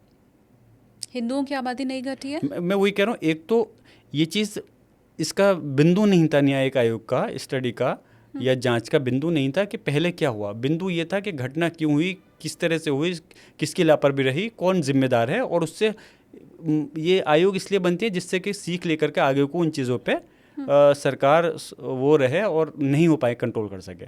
लेकिन पीछे की चीज़ें क्यों कर दी गई जब ये उसका एक बिंदु नहीं था, कार्यक्षेत्र ही नहीं था उसका, और वो भी फिर गलत चीज़ें पेश की गई। जैसा आपने कहा कि आप कहते हैं कि हिंदू वहाँ से नहीं गए, मैं कह रहा हूँ ये बिल्कुल गलत तरीके से रिपोर्ट पेश की गई है कि हिंदुओं के समाज ने इतनी बड़ी तादाद में पलायन किया।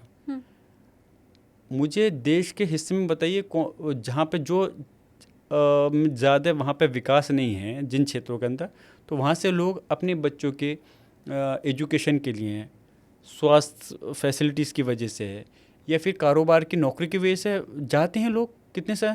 और ऐसे जो मुस्लिम मैं पूछना चाहता हूँ जो कि फिर वो इस बात का जवाब दें, अगर हिंदू समाज ने इसलिए पलायन किया वहाँ से डर करके, तो फिर मुस्लिम समाज ने जो पलायन किया है वहाँ से जो गए हैं दूसरी जगह, दिल्ली, लखनऊ, बॉम्बे, इंदौर, अहमदाबाद, ये जो मैं बता रहा हूँ आपको, राजस्थान, ये मेरे पास डाटा है।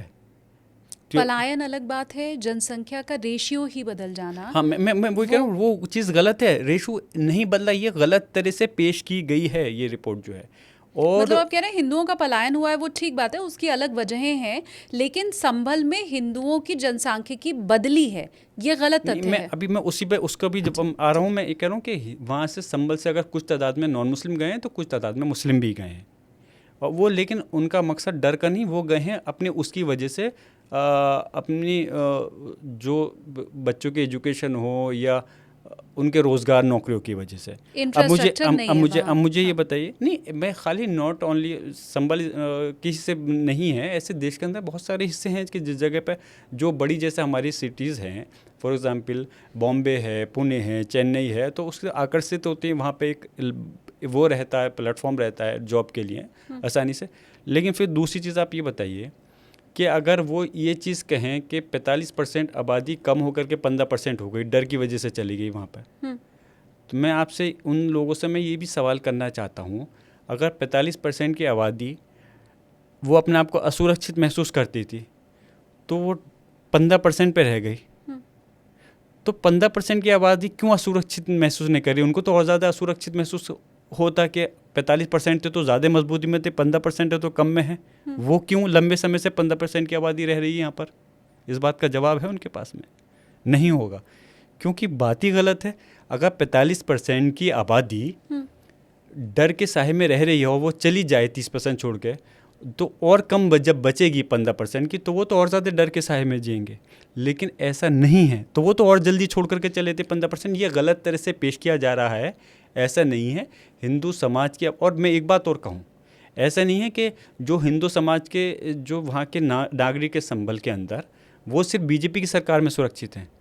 वो समाजवादी की सरकार रही है तब भी वो उसी तरह से सुरक्षित थे जो आज वो सुरक्षित हैं। मैंने आपकी बात मान ली, मेरे व्यूवर्स भी अगर इस बात को मान लें कि संभल से पलायन इसलिए नहीं हुआ क्योंकि हिंदू वहाँ असुरक्षित महसूस कर रहा था। आप मुझे ये बताएं, इतने लंबे समय तक आपके दादाजी वहाँ पर सांसद रहे, आपने खुद कहा कि समाजवादी पार्टी के निर्माण में आपके दादाजी शफीकुर रहमान बर्क साहब का भी हाथ है, मुलायम सिंह के वो इतने करीबी रहे थे। मुलायम सिंह और मुझे लगता है पूरा समाजवादी पार्टी ये जानता था कि आपके दादाजी को तो किसी पार्टी की ज़रूरत ही नहीं है, बिना किसी पार्टी के भी वो अपने दम पर संभल में चुनाव जीतने में सक्षम थे, ये हर कोई मानता है। तो उस जगह जहां आपके दादाजी इतने लंबे समय तक थे, जहां मुलायम सिंह का राज था जब उत्तर प्रदेश में, बावजूद इसके अगर वहां तक विकास नहीं पहुंचा, अगर वहाँ स्कूल नहीं है, वहाँ पर हॉस्पिटल नहीं है, वहाँ बाकी बुनियादी ज़रूरतों की चीज़ें नहीं है और लोगों को पलायन करना पड़ रहा है वहाँ से, तो फिर उसका जिम्मेदार कौन? देखिए, सबसे बड़ी एक वहाँ पर वजह है कि रेलवे हमारे संभल का जो वो है कि रेलवे लाइन वहाँ से पास नहीं होती, नोएडा में भी नहीं होती, वहाँ करके ख़त्म हो जाती है।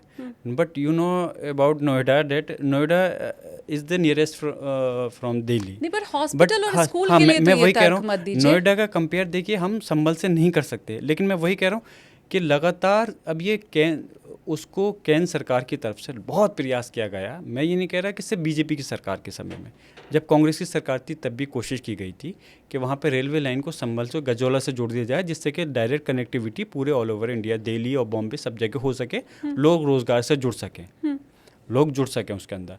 बहुत हर बार बजट आता था, हर बार प्रयास करते थे, काफ़ी चीज़ सर्वे वगैरह भी हुए, लेकिन उसको अमली जामा नहीं पहन सका। हर बार वादा किया गया कि इस साल कर देंगे, और बजट में दादा मोहतम ने कोशिश भी की। हाँ। देखिए, जहाँ तक उसका, आपने खुद अलीगढ़ मुस्लिम यूनिवर्सिटी से पढ़ाई की है? मैंने तालीम हासिल की है। हाँ। मैं बताता हूँ। और जहाँ तक यूनिवर्सिटी का मसला है, मानिए मतलब मेरे दादाजी ने एक सेंट्रल यूनिवर्सिटी खोलने की डिमांड, जब मिनिस्टर HRD के मिनिस्टर थे हमारे फातमी साहब से पहले, मेरे नाम जंसुतरा किया था, उसमें कोशिश की थी कि एक सेंट्रल यूनिवर्सिटी संभल में खुल जाए। और यहाँ तक मैं जो कह रहा हूँ वे फैक्ट कह रहा हूँ। फिर जब हेल्थ मिनिस्टर थे गुलाम नबी आज़ाद साहब से भी, मतलब मैं इसलिए उनका भी नाम ले रहा हूँ कि उनसे कोशिश की, और उनके अलावा दूसरे लोगों से भी कोशिश की है कि संभल के अंदर एक एम्स, और एम्स नहीं खोल सकते आप, कहोगे कितने बड़ा एम्स है कि एक संभल जैसी जगह में कैसे खोलें, तो उसकी तरफ पर दूसरा एक बड़ा हॉस्पिटल खोलें। लेकिन समाजवादी सरकार में 100 बेड का हॉस्पिटल वहाँ पर बनाया गया था संभल के अंदर, जो अभी भी है और चल रहा है। मैं माफ़ी चाहती हूँ बर्क साहब, मैं इस चीज़ को कोट करूँगी कि गुलाम नबी आज़ाद साहब शफीकुर रहमान बर्क की बात नहीं सुन रहे हैं। ये मतलब देश को समझना चाहिए कि हम ये चाहते हैं कि हमारी ज़ात वाला खड़ा हो, हमारे मजहब वाला खड़ा हो, तब वो हमारी बात सुनेगा। लेकिन गुलाम नबी आज़ाद साहब शफीकुर रहमान बर्क की बात नहीं सुन रहे हैं। देखिए, उसका भी मैं तर्क मैं आपके सामने बात दूंगा कि शायद मैं समझता हूँ सारे मंत्री होने के बावजूद भी हो सकता है कि उनकी कुछ मजबूरियाँ रहती हों। नहीं, बीजेपी के ऊपर आप लोग यही तो कहते हैं ना कि एक विधायक नहीं है उनका मुसलमान, एक सांसद नहीं है, वो तो टिकट ही नहीं देते हैं मुस्लिमों को। तो वो पार्टी जो टिकट नहीं देती है, जिसके पास एक विधायक एक सांसद नहीं है, वो क्या मुस्लिमों की सुनेगी? यही तो आपकी बात रहती है।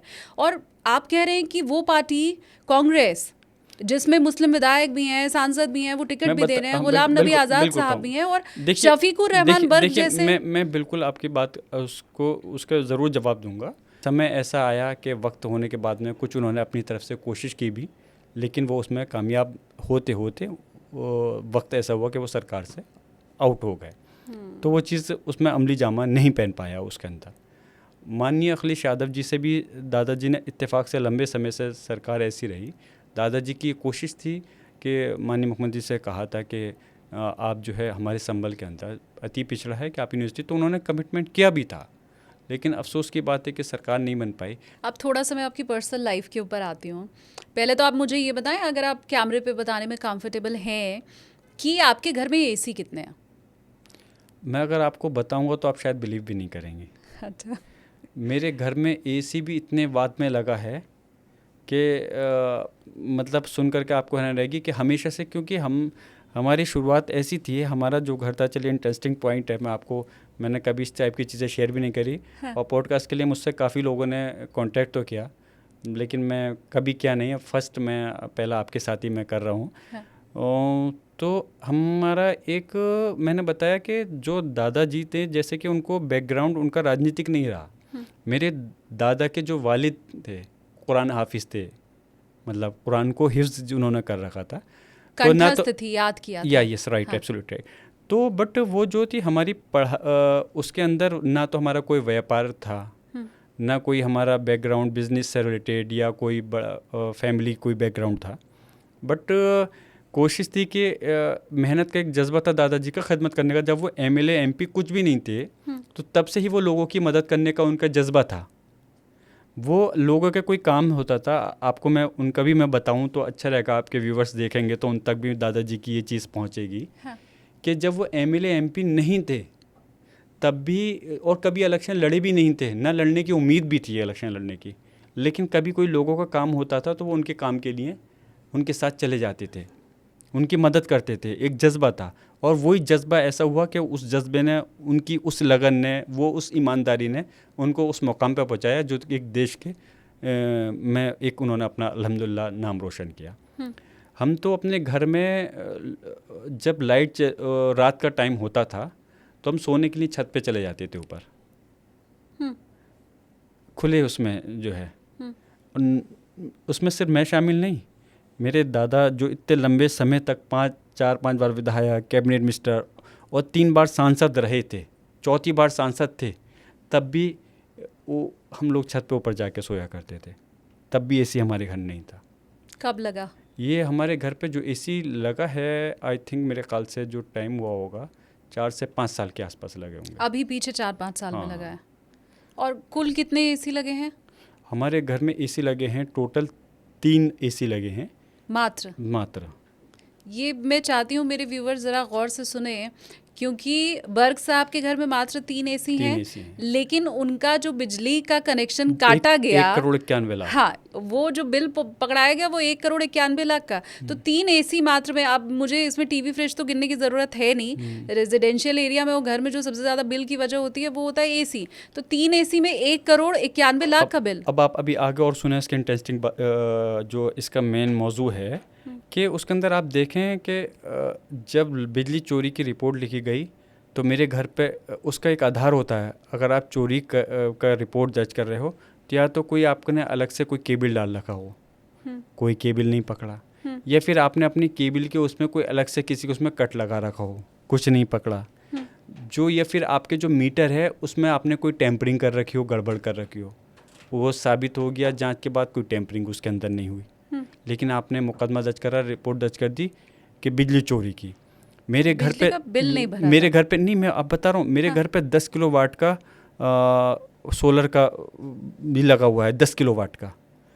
और उसके बाद फिर आप ये देखें कि आप जब बिजली की चोरी आप रिपोर्ट दर्ज कर रहे हो, कोई आपके पास सबूत नहीं, कोई आधार नहीं, सिर्फ क्या आधार है, दबाव, प्रेशर। उस प्रेशर के तहत आपने मेरी छवि को बदनाम करने का प्रयास कर करके मेरे ख़िलाफ़ मुकदमा दर्ज कर दिया।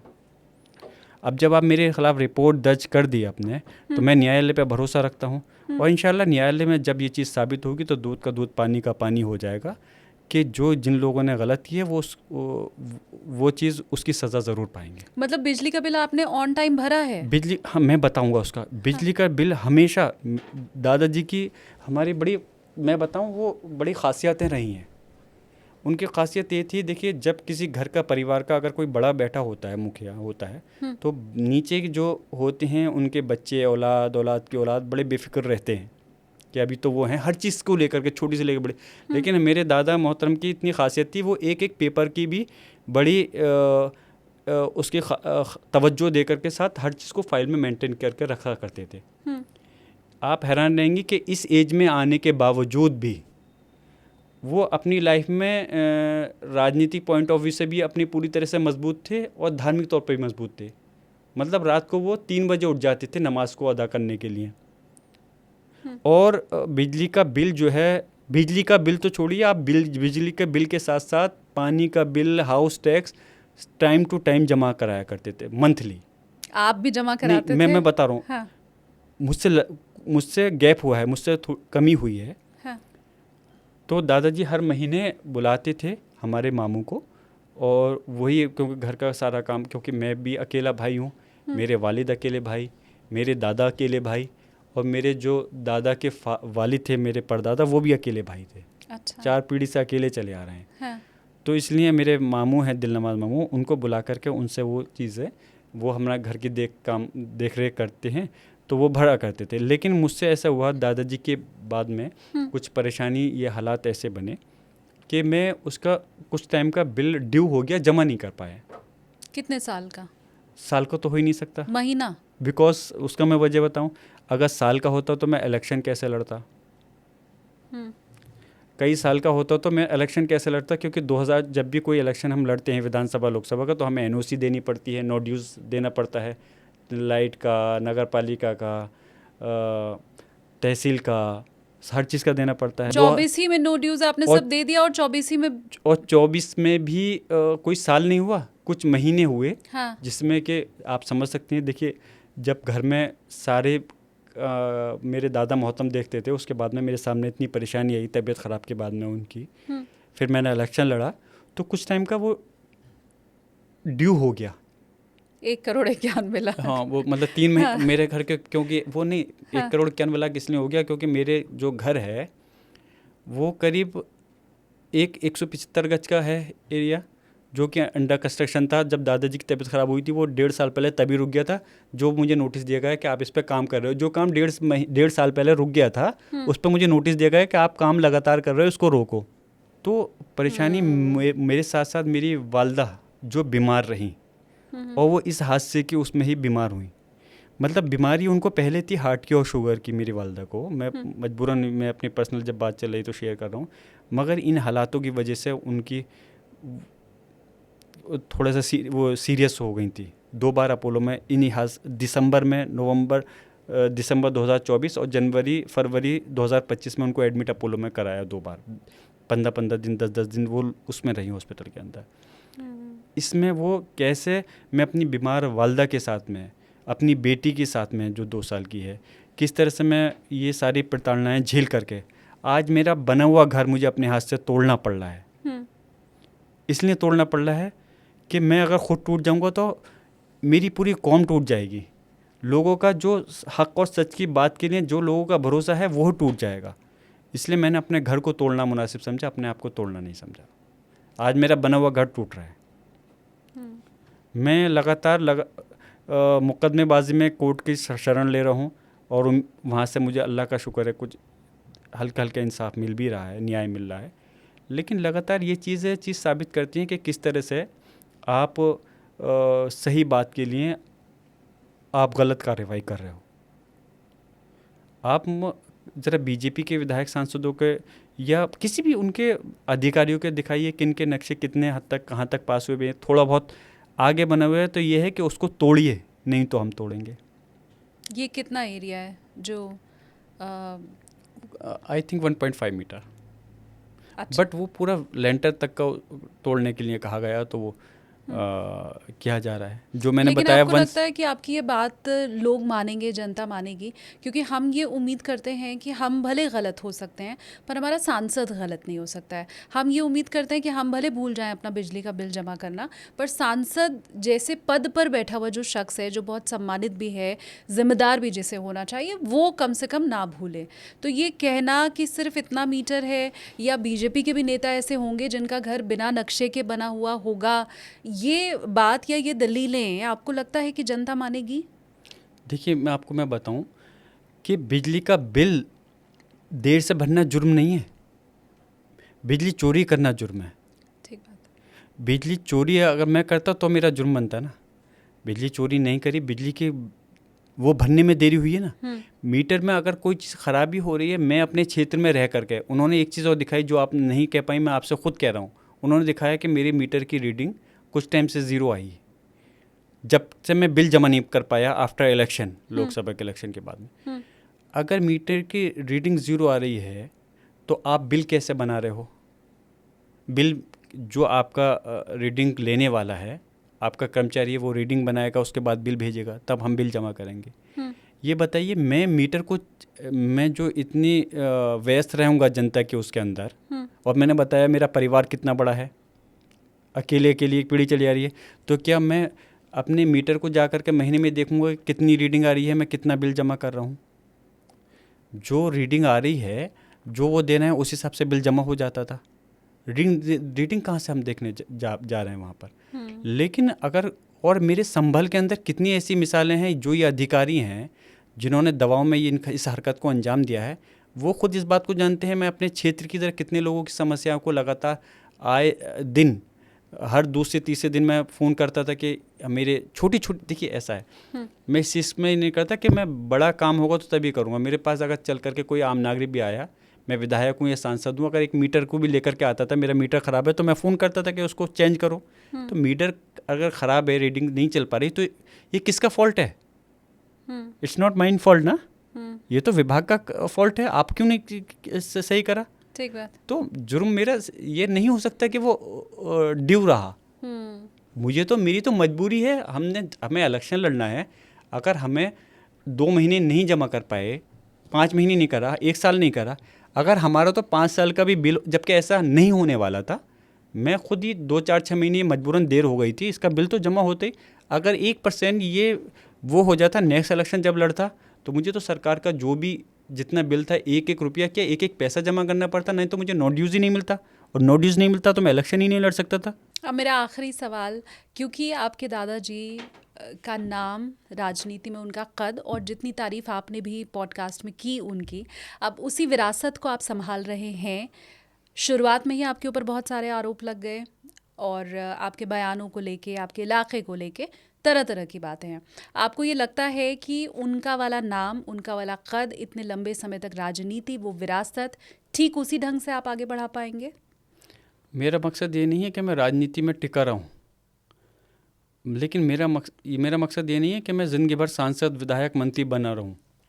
मेरा मकसद बस ये है कि जब तक भी अल्लाह मुझे इस राजनीति में कायम रखे, जब तक भी मैं सांसद, विधायक बनूं, तो मैं अपनी कौम की, अपनी जनता की, जो किसी भी धर्म से ताल्लुक़ रखती है, उनकी आवाज़ को बुलंद कर सकूं, सड़क से लेकर के जिस सदन में भी मैं देश के सदन में हूं, संसद में मजबूती से आवाज़ रखूं, उनके हक़ और इंसाफ की आवाज़ को उठा सकूं, उनके अच्छे बुरे वक्त में शरीक हो सकूं, उनकी जो भी खदमात हैं उसको अंजाम दे सकूं, और हमेशा उनकी बात को बग़ैर किसी डर के, दबाव के, पुलिस प्रशासन और सरकार के दबाव के, डर के बग़ैर, ये सोच करके कि मैं अपने आप को, अपने कौम को, अपने वोटर को तो मैं झोंक दूं आग में, और मैं खुद सेफ रह जाऊं।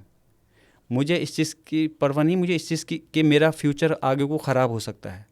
मुझे फ़िक्र इस चीज़ की है कि जब तक मैं अपने पेशे में रहूं, ईमानदारी के साथ में अपनी जनता के साथ, मजबूती के साथ उनकी आवाज़ बना रहूं। बहुत शुक्रिया आपका बर्क साहब, और ख़ास करके इसलिए भी क्योंकि पूरे पॉडकास्ट में मैंने सवाल तो आपसे सारे आपके आरोपों के ऊपर और टेढ़े मेढ़े ही पूछे हैं, लेकिन पूरे पॉडकास्ट में कहीं भी टर्बुलेंस नहीं आया। आप उतनी शांति के साथ, उतनी सौम्यता के साथ आप जवाब देते रहे।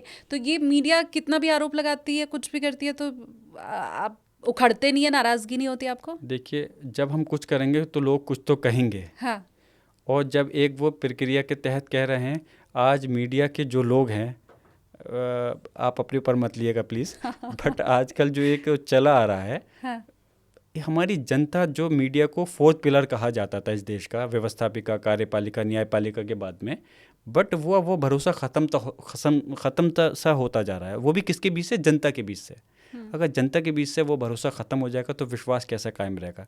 जब जनता ही उनकी बात को तवज्जो नहीं दे रही, मीडिया की बात को आजकल, तो मैं जनप्रतिनिधि होने के नाते मैं क्यों तवज्जो इतनी दूँ, मैं वो करूँ?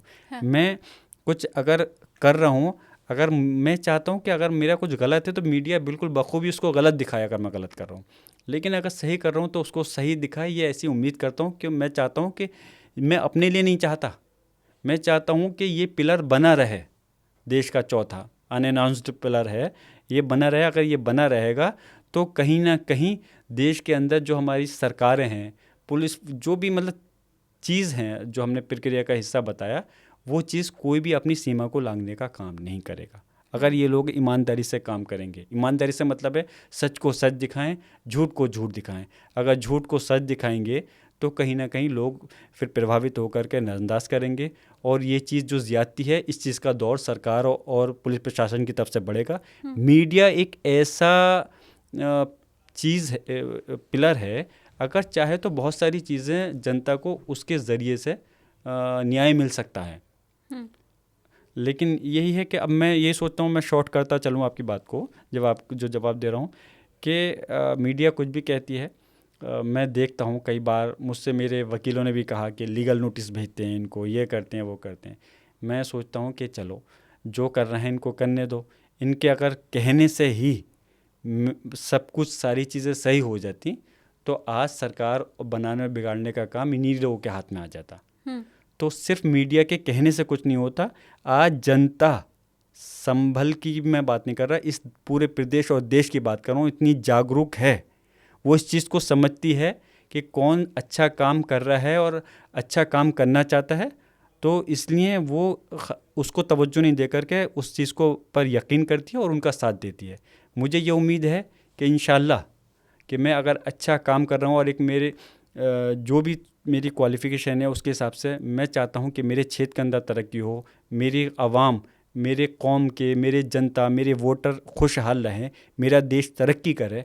अगर मैं इस सोच के साथ काम कर रहा हूँ तो इंशाल्लाह धीरे धीरे जो चंद कुछ लोग मेरे ख़िलाफ़ मीडिया से या विशेष पार्टी से प्रभावित होकर के मेरे ख़िलाफ़ कुछ बोलने का प्रयास करेंगे, समय पर उनको भी अंदाज़ा हो जाएगा कि मैं अपनी जगह सही हूँ, बल्कि मेरी छवि ख़राब करने का प्रयास किया गया था। आपकी बात से मैं पूरी तरह सहमत हूँ, और मुझे लगता है यही वजह है कि जो मेन स्ट्रीम मीडिया है उसकी क्रेडिबिलिटी शायद ख़त्म होती जा रही है। पॉडकास्ट को लोग पसंद कर रहे हैं, शायद यही वजह है। मैं ख़ुद तहे दिल से शुक्रिया अपने तकरीबन 6 लाख जो व्यूवर्स हैं उनका हमेशा देती हूँ कि हम पक्ष की आवाज़ भी पहुँचाते हैं, विपक्ष की भी आवाज़ पहुँचाते हैं, बिना शोर शराबे के, बिना लड़ाई झगड़े के। कि मैंने आपसे एक सवाल पूछा, बर्क साहब ने उसका जवाब दिया, अब आपकी मर्ज़ी, आप उसे माने ना माने, कोर्ट भी इस देश में है, सरकार भी इस देश में है, लेकिन वो चीख चिल्लाहट और हो हल्ले के बीच एक नैरेटिव सेट करने की जो कोशिश है वो चल रही है, और मैं बाकायदा आपकी इस बात में सहमत हूँ। शायद यही वजह है क्रेडिबिलिटी ख़त्म भी हो रही है अब, क्योंकि हम रात के समय ये पॉडकास्ट रिकॉर्ड कर रहे हैं। मैं अपने व्यूवर्स को भी बताऊं तो ये रात में जब आप ट्रैवल करते हैं तो आपको डर तो नहीं रहता कि कभी भी गिरफ्तारी हो सकती है, पुलिस पकड़ के ले जा सकती है? देखिए, सबसे पहला मेरा अल्लाह पर भरोसा कायम है, और मैं यकीन रखता हूँ कि अल्लाह के हिफ्ज़-ओ-अमान में रहूँगा तो मेरा कुछ गलत मैं नहीं हूँ। अगर ऐसा नहीं है कि मैं गलत करूँ और फिर मैं कहूँ कि अल्लाह मुझे बचा ले। अगर मैं अपनी जगह सही हूँ, गलत नहीं कर रहा, तो अल्लाह के हिफ्ज़-ओ-अमान में हूँ, तो इंशाल्लाह मेरा कोई कुछ नहीं बिगाड़ सकता। और इसलिए हम चाहते हैं इस देश का संविधान मजबूत रहे, जिससे कि गलत तरीके से सही व्यक्ति को गलत तरीके से नहीं फंसाया जा सके, जो आज मेरे साथ किया गया है। क्योंकि अगर मैं जनता की आवाज़ उठा रहा हूँ तो मेरी आवाज़ दबाना सिर्फ मेरी आवाज़ दबाना नहीं है, उस जनता की आवाज़ को दबाना है जो उस क्षेत्र से और जहाँ जहाँ भी मुझसे मोहब्बत करने वाले लोग इस प्रदेश में रहते हैं या देश में, चाहे वो मुख्तसर हो।